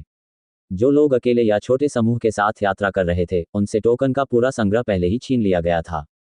2 दिन बाद रुद्र ने कई लोगों से मुलाकात की, लेकिन मुनाफा उतना अच्छा नहीं था। कुल मिलाकर उसे केवल 100 टोकन ही प्राप्त हुए थे। हालांकि अब वह अंतरिक्ष बैच से भोजन और कपड़ों के अलावा बाकी सब कुछ खाली कर रहा था। एक निर्जन क्षेत्र में चलते हुए रुद्र ने 200 से अधिक लोगों को एक दूसरे के खिलाफ लड़ते देखा। लड़ाई असाधारण रूप से भयंकर लग रही थी और कई लोग पहले से ही खून से लथपथ होकर फर्श पर मर रहे थे। कुछ समय बाद लड़ाई धीमी पड़ने लगी और 20 आदमी ही बचे। वे सभी घायल थे और उनके शरीर से लगातार खून बह रहा था। वे 20 लोग एक ही समूह के थे और उन्होंने अपने घाव साफ करने शुरू कर दिए। कुछ अधिक सक्षम शरीर वाले लोगों ने कुछ टोकन खोजने के लिए युद्ध के मैदान को साफ करना शुरू कर दिया। टोकन संग्रह समाप्त होने के बाद सक्षम शरीर वाले पुरुषों ने एक दूसरे को देखा और सिर हिलाया। वे तुरंत ही घायल साथियों की ओर दौड़े और उन पर हमला बोल दिया। जो भाई अपनी तरफ से लड़ रहे थे वे चौंक गए और कटकर जमीन पर गिर पड़े। कैसे? आप ऐसे कैसे हो सकते हैं? जिसका दिल टूटा था उसने तुरंत दूसरे आदमी की ओर अविश्वास से देखा। आपको पहले ही गंभीर चोटें लगी हैं। तुम इस संसार में ज्यादा दिन तक नहीं रहोगे। मैं केवल तुम्हारी यात्रा को तेज कर रहा हूं और तुम्हें कष्ट से बचा रहा हूं। उनमें से एक बोला, तुम्हें इसके लिए दंड मिलेगा। जैसे ही उसने ये शब्द कहे वह जमीन पर गिरकर मर गया। इसके बाद बचे हुए लोगों ने उसके मृत शरीर से टोकन ले लिए और उस क्षेत्र से चले गए। जैसे ही ये लोग जाने वाले थे एक श्वेत वस्त्रधारी युवक अचानक कहीं से प्रकट हुआ और उनका रास्ता रोक लिया। ये व्यक्ति रुद्र था। साथ ही भाइयों, आप कितने निर्दयी हैं। चंद टोकन के लिए आप अपने साथ लड़ने वाले दोस्त को मारने के लिए तैयार थे। रुद्र बिना किसी भावना के शांतिपूर्वक बोला, आप कौन हैं? रुद्र को प्रकट होते देख सभी लोग तुरंत सतर्क हो गए तथा अपने अपने ऋषि अस्त्र लेकर उसे भयभीत दृष्टि से देखने लगे। तुम्हारा हत्यारा। रुद्र ने तुरंत अपना हाथ उठाया। जैसे ही उसकी उंगलियों से तलवार क्यूई का 2 फुट लंबा ब्लेड निकला। एक झटके में वह उन लोगों की ओर उड़ गया और उनकी गर्दन पर वार करना शुरू कर दिया। उनमें से कुछ महान संत गुरु थे और रुद्र की गतिविधियों पर नजर रखने में पूरी तरह से असमर्थ थे। जब उनकी गर्दनें कट गईं तो वे सदमे में जमीन पर गिर पड़े। मृत लाशों के पास जाकर रुद्र ने उनके स्पेस बेल्ट में कुल 200 से अधिक टोकन गिने। ये कल की फसल से कहीं बेहतर थी। अचानक रुद्र के चारों ओर की गंदगी ने उसे घेर लिया और उसकी दृष्टि अवरुद्ध हो गई। पूरे शरीर पर पृथ्वी संत बल के साथ एक अज्ञात आकृति निकली, जिसका ब्लेड प्रकाश में चमक रहा था और वह रुद्र के सिर पर वार कर रहा था। रुद्र ने नाक सिकोड़ते हुए अपनी आंखें बंद कर ली ताकि रेत उनकी आंखों में न जाए। उसके हाथ में तुरंत ही हल्की पवन तलवार प्रकट हुई और एक ही वार में उसने बाहर निकलने का रास्ता बना दिया। डिंग! पृथ्वी के चारों ओर उड़ने के साथ रुद्र की हल्की पवन तलवार ने तेज ध्वनि के साथ दुश्मन की तलवार से संपर्क किया। अपनी तलवार को प्रतिरोध का सामना करते देख शत्रु ने सदमे में चिल्लाया और फिर एक बार फिर अपनी तलवार वापस लाकर रुद्र पर वार किया। रुद्र की तलवार एक झटके में फिर से गायब हो गई, जिससे दूसरे व्यक्ति को केवल तलवार के तेजी से उस पर वार किए जाने की आवाज सुनाई दे रही थी। यद्यपि पृथ्वी ने उसकी दृष्टि को अवरुद्ध कर दिया था, फिर भी उसकी शक्ति के कारण यह उसकी लड़ने की क्षमता पर अधिक प्रभाव नहीं डाल रही थी। एक पल में ही रुद्र और उस आदमी ने एक दूसरे पर कई वार किए और फिर उस आदमी के खुलेपन का फायदा उठाते हुए बिजली की गति से अपनी तलवार उसके गले की ओर बढ़ा दी।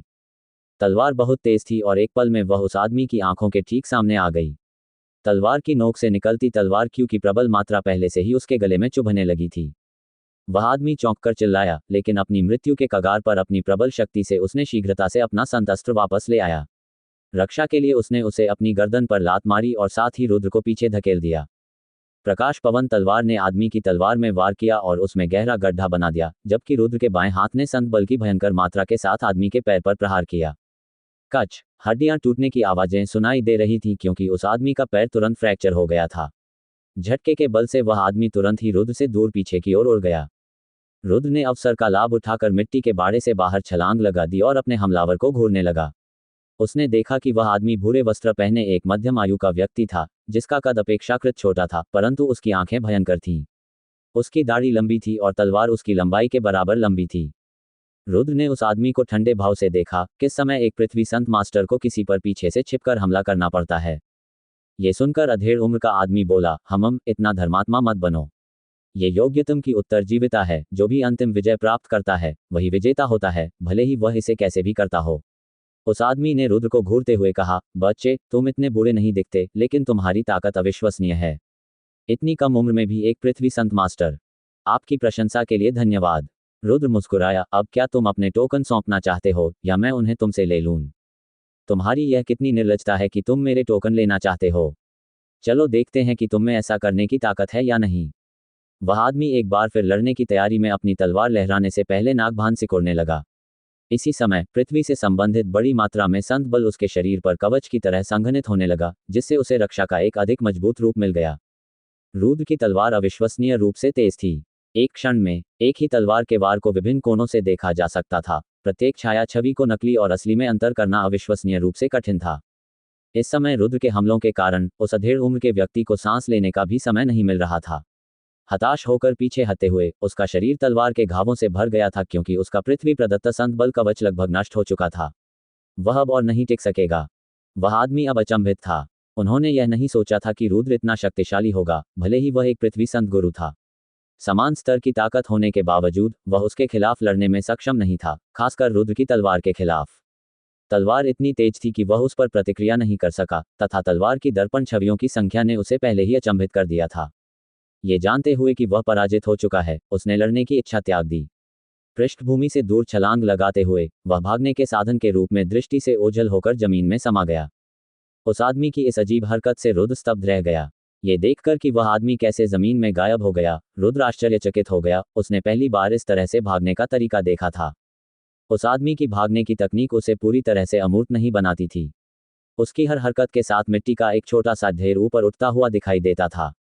कोई भी व्यक्ति जिसकी आंखें तेज हों वह इसका पता लगा सकेगा। हल्का सा मुस्कुराते हुए रुद्र ने 30 मीटर आगे हवा में छलांग लगाई और फिर अपनी चमकती हुई हल्की पवन तलवार को बिजली की गति से मिट्टी के एक छोटे से पैकेट पर गिरा दिया। पच! जैसे ही तलवार जमीन पर गिरी, खून का एक बड़ा फव्वारा हवा में फूट पड़ा। रुद्र की तलवार क्यूई किसी तरह उस अधेड़ उम्र के आदमी में घुस गई थी। उस आदमी को चौंकने का समय ही नहीं मिला। अब वह तेजी से भागने की कोशिश कर रहा था। उसने अपनी गलतियों से सीखा और जमीन में और गहराई तक गोता लगाया, जहां उसे देख पाना असंभव था। यद्यपि रुद्र हवा में उड़ने में असमर्थ था, फिर भी वह बहुत अधिक मात्रा में संत बल की कीमत पर कम से कम कुछ समय के लिए आसमान में मंडराता रह सकता था। 30 मीटर ऊपर हवा में तैरते हुए उसकी ठंडी आंखें जमीन की ओर घूर रही थीं, ये देखने के लिए कि वह आदमी किस संभावित दिशा में भाग गया होगा। चूंकि वह आदमी जमीन के अंदर गहराई में गोता लगा रहा था, इसलिए रुद्र के लिए उसे देख पाना असंभव था। कुछ ही क्षण बाद घास का एक छोटा सा टुकड़ा हल्का सा हिलने लगा। अचानक रुद्र ने बिना किसी हिचकिचाहट के नीचे की ओर वार किया, क्योंकि उसकी तलवार से निकली तलवार क्यूई ने उस क्षेत्र को कवर करना शुरू कर दिया था। तलवार क्यू ने बाल्टी में पानी की तरह पूरे क्षेत्र को भर दिया और पूरे क्षेत्र को काटना शुरू कर दिया। साले, ज्यादा मत बढ़! वह आदमी चिल्लाया और जमीन से उछलकर बाहर आया। उसके पूरे शरीर पर खून लगा हुआ था। जमीन पर उतरकर रुद्र ने बिना कुछ कहे उस आदमी पर हमला कर दिया। मध्यम आयु वर्ग के व्यक्ति ने पहले भी उस पर छिपकर हमला किया था, और यदि वह व्यक्ति इतना शक्तिशाली न होता तो उसकी तलवार ने रुद्र को मार डाला होता और उसे बेजान बना दिया होता। इसके अलावा वह मध्यम आयु वाला व्यक्ति एक पृथ्वी संत मास्टर था जो विवेक से काम कर रहा था। 10 महीने से अधिक समय बीत जाने के बाद इस आदमी ने बहुत सारे टोकन एकत्र कर लिए होंगे, जो कि रुद्र चाहता था। भाड़ में जाओ कमीने, मैं इस दिन को याद रखूंगा। मैं यह उपकार तुम्हें 100 गुना लौटाऊंगा। आदमी ने गुस्से में कसम खाए। बिना किसी हिचकिचाहट के वह वापस भूमिगत हो गया और नजरों से ओझल हो गया। तुम्हें क्या लगता है तुम कहाँ जा रहे हो? रुद्र बोला। कुछ कठिनाई के साथ उसने अपनी तलवार से उस आदमी को एक बार फिर भूमिगत से बाहर निकाल दिया। रुद्र की तलवार उसके हाथ में नाचने लगी जब तलवार क्यूई की एक मजबूत मात्रा उस आदमी पर हमला करने के लिए उड़ी। जमीन के नीचे से खून की धार फूटने के साथ ही गंदगी हवा में उड़ने लगी। जब वह व्यक्ति भागने के लिए इस भूमिगत तकनीक का प्रयोग कर रहा था तो वह ज्यादा गहराई तक नहीं जा सका और उसकी गतिविधियां अभी भी दिखाई दे रही थीं। रुद्र के लिए यह बहुत ही स्पष्ट था कि वह ऐसा प्रहार करने में सक्षम था। एक बार फिर उस आदमी को जमीन से ऊपर उठाया गया। सांस लेने का एक भी मौका दिए बिना रुद्र की तलवार क्यू ने तुरंत उस क्षेत्र को ढक लिया जहां मध्यम आयु का आदमी खड़ा था। उस व्यक्ति ने स्वयं को सबसे बुरी स्थिति के लिए तैयार करने की कोशिश की, लेकिन अपनी गंभीर चोटों के कारण वह बहुत धीमा था। अब वह पहले की तरह फुर्तीला नहीं रहा था, इसलिए वह केवल 2 तलवार के वार से ही बचाव कर सका। अंततः तीसरा वार उसके कंधे में लग गया। दर्द भरी चीख को दबाते हुए चोट के कारण उसका चेहरा अनियमित रूप से फड़कने लगा। उसी समय चौथा प्रहार उस पर हुआ। घबराहट के कारण वह व्यक्ति एक ओर हट गया, जिससे तलवार बिना किसी परेशानी के उसकी गर्दन के पास से गुजर गई। हालांकि इससे पहले कि वह व्यक्ति कुछ प्रतिक्रिया कर पाता, तलवार उसकी गर्दन की ओर बढ़ी और उस पर वार कर दिया। पच! जैसे ही उस आदमी का सिर कटा, खून का एक और खंभा हवा में उछला, जिससे खून हर जगह फैल गया। उस आदमी से स्पेस बेल्ट लेते हुए रुद्र ने कुल 400 टोकन गिने। इसके अलावा वहां एक बैंगनी कार्ड, 3 क्लास 4 मॉन्स्टर कोर और कई सौ बैंगनी सिक्के भी थे। ये बहुत ही भरपूर फसल थी। सब कुछ इकट्ठा करने के बाद रुद्र उस क्षेत्र से चला गया। मैदानी इलाकों में घूमते हुए रुद्र ने अपनी यात्रा के दौरान टोकन एकत्रित करना जारी रखा, लेकिन चीजें उतनी लाभदायक नहीं थी जितनी पिछली बार छोटे कद के व्यक्ति से टोकन लेने पर थीं। 3 दिन की यात्रा के बाद रुद्र ने लगभग 500 टोकन एकत्र कर लिए थे। यद्यपि वह अनगिनत प्रतिस्पर्धियों से मिला था, लेकिन उनके सभी टोकन पहले ही किसी ने ले लिए थे और उनके पास जीवनयापन के लिए केवल आवश्यक वस्तुएं ही बची थीं। 3 दिन बाद रुद्र मैदानी इलाके को पार कर एक विशाल घास के मैदान में पहुंच गया। घास का प्रत्येक पत्ता एक व्यक्ति की लंबाई का लगभग आधा था, जिससे कमर से नीचे कुछ भी देखना मुश्किल हो जाता था। घास में असंख्य छुपे हुए सांप थे।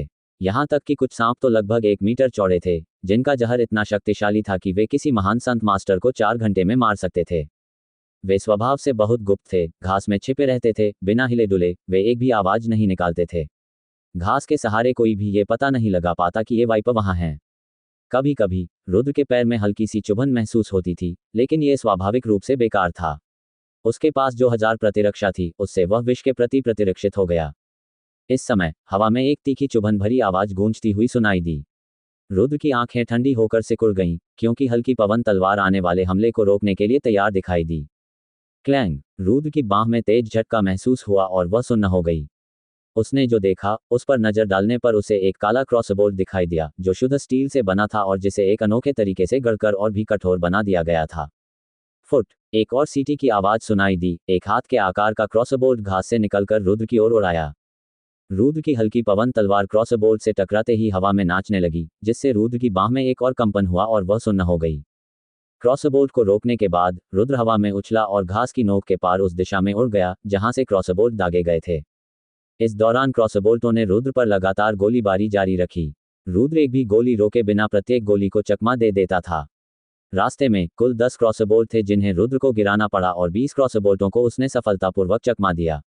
रुद्र शीघ्रता से उस स्थान पर पहुंचा जहां क्रॉसबोल्टों पर गोली चलाई जा रही थी। उसने देखा कि घास के बीच 3 बैलिस्टा छिपाए गए थे, जबकि 5 मध्यम आयु वर्ग के व्यक्ति बैलिस्टा में गोला बारूद भरने के लिए संघर्ष कर रहे थे। रुद्र ने इस प्रकार के बैलिस्टा पहले भी मधुबन शहर में देखे थे, ये काफी उच्च गुणवत्ता वाले थे। बैलिस्टा द्वारा क्रॉसबोल्ट पर दागा जाने वाला बल काफी मजबूत था, तथा एक ही शॉट में कई वर्ग 2 जादुई जानवरों को भेद सकता था।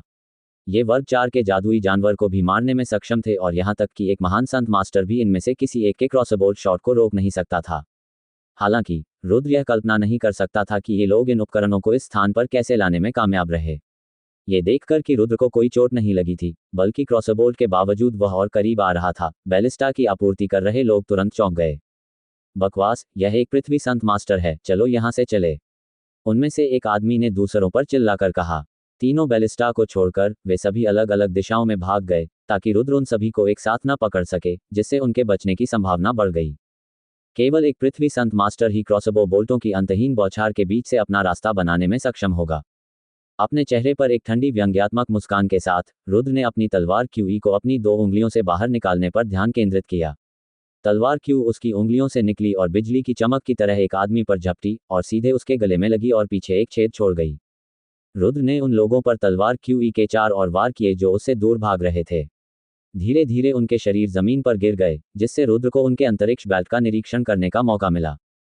इसके बाद रुद्र ने चेहरे पर संतुष्टि के भाव के साथ खुशी खुशी उन 5 से 30 टोकन एकत्र किए।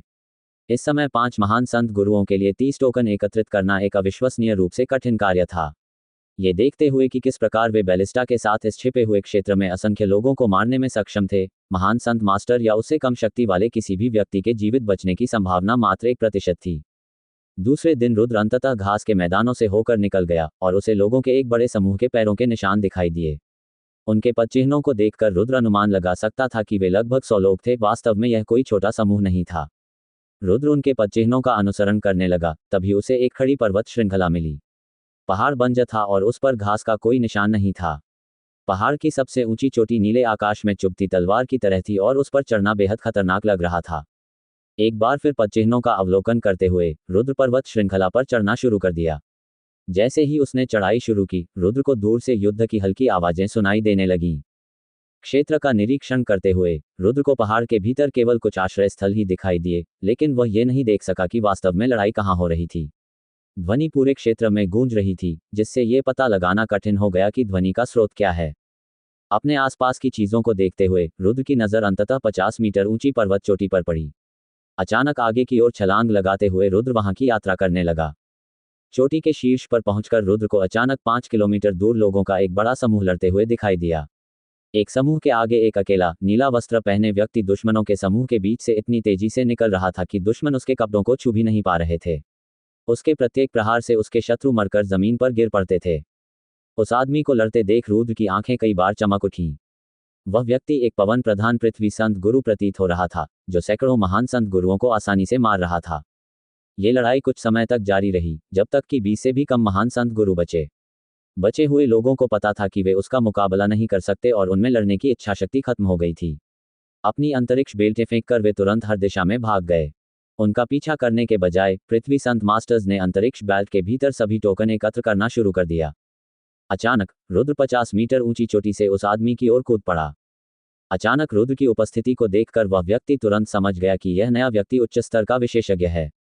उस भावना के साथ उस आदमी ने और भी तेजी से टोकन इकट्ठा करना शुरू कर दिया। तेजी से चोटी से नीचे उतरते हुए रुद्र उस अधेड़ व्यक्ति की ओर चला। कुछ ही क्षणों में वह 5 किलोमीटर आगे निकल गया और उसने तेजी से अपनी तलवार से उस अधेड़ व्यक्ति पर वार कर दिया। शेष अंतरिक्ष बेल्टों को साफ करने में असमर्थ उस व्यक्ति ने अपनी लंबी तलवार निकाली और रुद्र पर वार करने से पहले उसे अपनी पवन संत शक्ति से बढ़ाया। दोनों सेंट वेपन्स एक दूसरे से टकराए, जिससे टक्कर से एक मजबूत शॉकवेव उत्पन्न हुई। यह आघात तरंग इतनी प्रबल थी कि उनके पैरों के नीचे दरारों का जाल सा दिखाई देने लगा। इस एक प्रहार से रुद्र का पैर उस अधेड़ व्यक्ति पर जा लगा। रुद्र की हल्की पवन तलवार धुंधली चमक के साथ चमक उठी जब उसने उस आदमी पर 3 बार वार किया। आदमी की आंखों में चमक और बढ़ गई जब वह चिल्लाया, क्या शानदार तलवारबाजी की कला है। अपनी चमकती हुई तलवार से उसने रुद्र की तलवार को रोक दिया।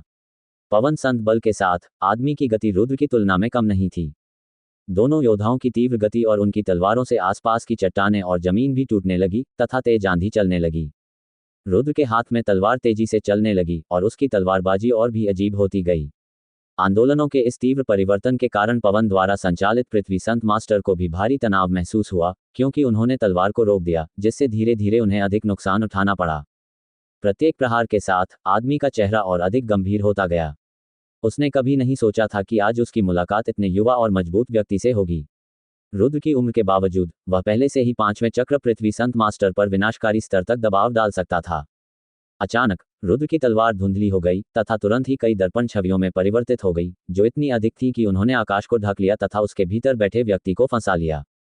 गंभीर भाव के साथ वह व्यक्ति पीछे की ओर उड़ गया, क्योंकि उसके हाथ में तलवार नीले प्रकाश से चमकने लगी थी। उसने अपनी तलवार आसमान की ओर उठाई और चिल्लाया, हवा का झोंका। तलवार पर चमकती नीली रोशनी हवा में पिघलने से पहले हजारों टुकड़ों में बिखर गई। अचानक उनके आसपास का क्षेत्र फट गया और पत्थर हवा में तैरने लगे, जिसके बाद एक विशाल बवंडर का निर्माण हुआ, जिसके केंद्र में रुद्र था।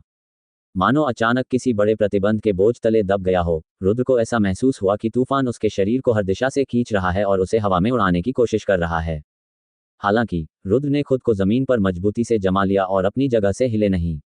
यद्यपि वह तूफान के कारण कष्ट झेल रहा था, फिर भी रुद्र ने स्वयं को जमीन पर ही रहने के लिए मजबूर किया। यदि उसका कोई भी पैर जवाब दे जाए तो उसका पूरा शरीर आसमान में उड़ जाएगा। उस आदमी की तलवार रोशनी में चमक उठी। तलवार को अभी भी सीधा ऊपर उठाए हुए वह एक बार फिर चिल्लाया, स्क्वॉल डांस। उस आदेश के साथ तूफान और तेजी से उड़ने लगा, मानो हवा की प्रत्येक धार एक तलवार हो जो रुद्र के शरीर को काट रही हो। उसके कपड़े पहले से ही फाड़े जा रहे थे और उसके शरीर पर छोटे छोटे घाव पहले से ही देखे जा सकते थे। उसके शरीर से खून बहने लगा और हवा में फैलने लगा। रुद्र का चेहरा गंभीर हो गया जब उसने घावों को देखा। इस आदमी की ताकत उसकी उम्मीद से कहीं ज्यादा थी। यह आदमी अब तक देखा गया सबसे मजबूत पृथ्वी संत मास्टर कहा जा सकता है। अचानक रुद्र ने आकाश की ओर इतनी तेज आवाज में दहाड़ लगाई कि उसे 10 मील की दूरी तक कोई भी सुन सकता था। उसकी संत शक्ति उसके शरीर से बाहर निकल गई। अपने पैरों के अत्यधिक प्रयास से वह इतनी तेजी से तूफान से बाहर निकला कि उसके नीचे की जमीन टूट गई। उसने अपने हाथ में पकड़ी चमचमाती हुई हल्की पवन तलवार उस आदमी की ओर तान दी। उस आदमी के चेहरे पर भय का भाव था। उसने यह उम्मीद नहीं की थी कि रुद्र बवंडर से बाहर भाग जाएगा, लेकिन कुछ कठिनाई के साथ उसने अपनी तलवार को रुद्र की तलवार के लंबवत रखा। क्लैंग! दोनों ऋषि अस्त्र आपस में टकराए और ऊर्जा की एक और लहर निकली, जिससे रुद्र को कुछ कदम पीछे हटना पड़ा। उसकी हल्की पवन तलवार के चारों ओर एक चमकदार नीला और बैंगनी चमक दिखाई दी। एक चमक के साथ एक बैंगनी और नीले रंग की तलवार क्यों बिजली की तरह तलवार से मध्यम आयु वर्ग के आदमी की ओर उड़ी। उस आदमी ने अपनी तलवार उसके पास खींच ली। उस क्षण में जब तलवार क्यूई और उसकी तलवार का मिलन हुआ, तलवार के बीच में एक छेद दिखाई देने लगा। वह आदमी कांप उठा, उसके गले से तीव्र कराह निकली और उसका चेहरा सफेद पड़ने लगा। ये कैसे संभव है? वह आदमी अपनी तलवार में छेद को अविश्वास से भरी बड़ी बड़ी आंखों से देखते हुए चिल्लाया। रुद्र ने उसे उत्तर देने के लिए रुकना नहीं चाहा। अपनी तलवार लहराते हुए नीला और बैंगनी तलवार क्यों एक बार फिर उस आदमी पर उड़ी। उसके प्रतिद्वंद्वी ने नीले और बैंगनी रंग की तलवार क्यूई को चौंक कर देखा। अब तक वह जान चुका था कि वह इसे रोक नहीं सकता, बल्कि केवल हमले से बच सकता है। आगे बढ़ते हुए रुद्र ने अपनी हल्की पवन तलवार उस आदमी की ओर बढ़ा दी। यह आदमी न केवल ताकतवर था, बल्कि उसके पास 2 युद्ध कौशल भी थे, जिससे उसे संभालना काफी मुश्किल था। यदि नीले और बैंगनी रंग की तलवार क्यूई न होती, तो रुद्र उसे मारने में असमर्थ होता। अपनी तीखी निगाहों से उस व्यक्ति ने रुद्र की तलवार की ओर देखा, जहां उसे नीले और बैंगनी रंग की तलवार क्यूई की हल्की चमक दिखाई दी, जिससे उसे तुरंत ही उस तलवार क्यूई और उसके पवित्र हथियार पर प्रहार करने वाली तलवार क्यूई के बीच संबंध का पता चल गया। आदमी को पता था कि अब उसका कोई मुकाबला नहीं है। बिना देर किए वह आदमी तुरंत भागने के लिए मुड़ा और तुरंत ही नजरों से ओझल हो गया। उस आदमी को जाते देख रुद्र ने एक गहरी सांस छोड़ी। वह व्यक्ति एक पवन शक्तिशाली पृथ्वी संत गुरु था, इसलिए यदि वह वहां से जाना चाहता तो रुद्र उसे पकड़ नहीं पाता। रुद्र के मन में कुछ पश्चाताप होने लगा। उसने शुरू में सोचा था कि वह अच्छा मुनाफा कमा सकेगा, क्योंकि यह आदमी बहुत ताकतवर और सतर्क है। जैसे ही उसके प्रतिद्वंद्वी ने तलवार क्यू को देखा, वह तुरंत रुद्र से भाग गया, जो केवल निराशा में देख सकता था। रुद्र ने शेष बची लाशों को कुछ झिझक के साथ देखा, फिर अपनी नज़र शेष स्पेस बैल्स की ओर घुमाई। कुल मिलाकर लगभग 30 टोकन थे। यदि वह व्यक्ति शेष टोकन नहीं लेता, तो रुद्र का लाभ संभवतः बहुत अधिक होता। इसके बाद रुद्र शिकार की तलाश में पहाड़ों की ओर आगे बढ़े। टकराना! अचानक दूर से एक जोरदार आवाज सुनाई दी, जैसे कि कहीं से एक विशाल आग का गोला प्रकट हुआ और रुद्र की ओर उड़ रहा हो। विशाल आग के गोले को हवा में उड़ते देख रुद्र केवल सदमे में देखता रह गया, लेकिन जल्दी से वह अपने होश में आया और रास्ते से हट गया। टकराना! जहां रुद्र खड़ा था, वहां आग का गोला फटने से कान को बहरा कर देने वाली आवाज सुनाई दी। पीछे छोड़ा गया गड्ढा लगभग 3 मीटर चौड़ा था और इसने अपने आसपास की पूरी जमीन को चीर दिया था तथा प्रभाव क्षेत्र में सब कुछ जला दिया था। गड्ढा कितना बड़ा था, ये देखकर रुद्र की आंखें चौड़ी हो गईं और फिर वह चौंककर बुदबुदाया, ये जादुई क्रिस्टल तोप का प्रभाव क्षेत्र कुछ ऐसा दिखेगा। कुछ सेकंड बाद एक और धमाके की आवाज सुनी गई, जब कुछ किलोमीटर दूर से एक और आग का गोला पास की एक पहाड़ी चोटी से उसकी ओर आया। रुद्र ने उस चोटी पर निशाना साधा जहां से आग का गोला छोड़ा गया था और तुरंत वहां पहुंच गया। कुछ ही देर में रुद्र उस क्षेत्र में पहुंच गया और चोटी पर चढ़ना शुरू कर दिया।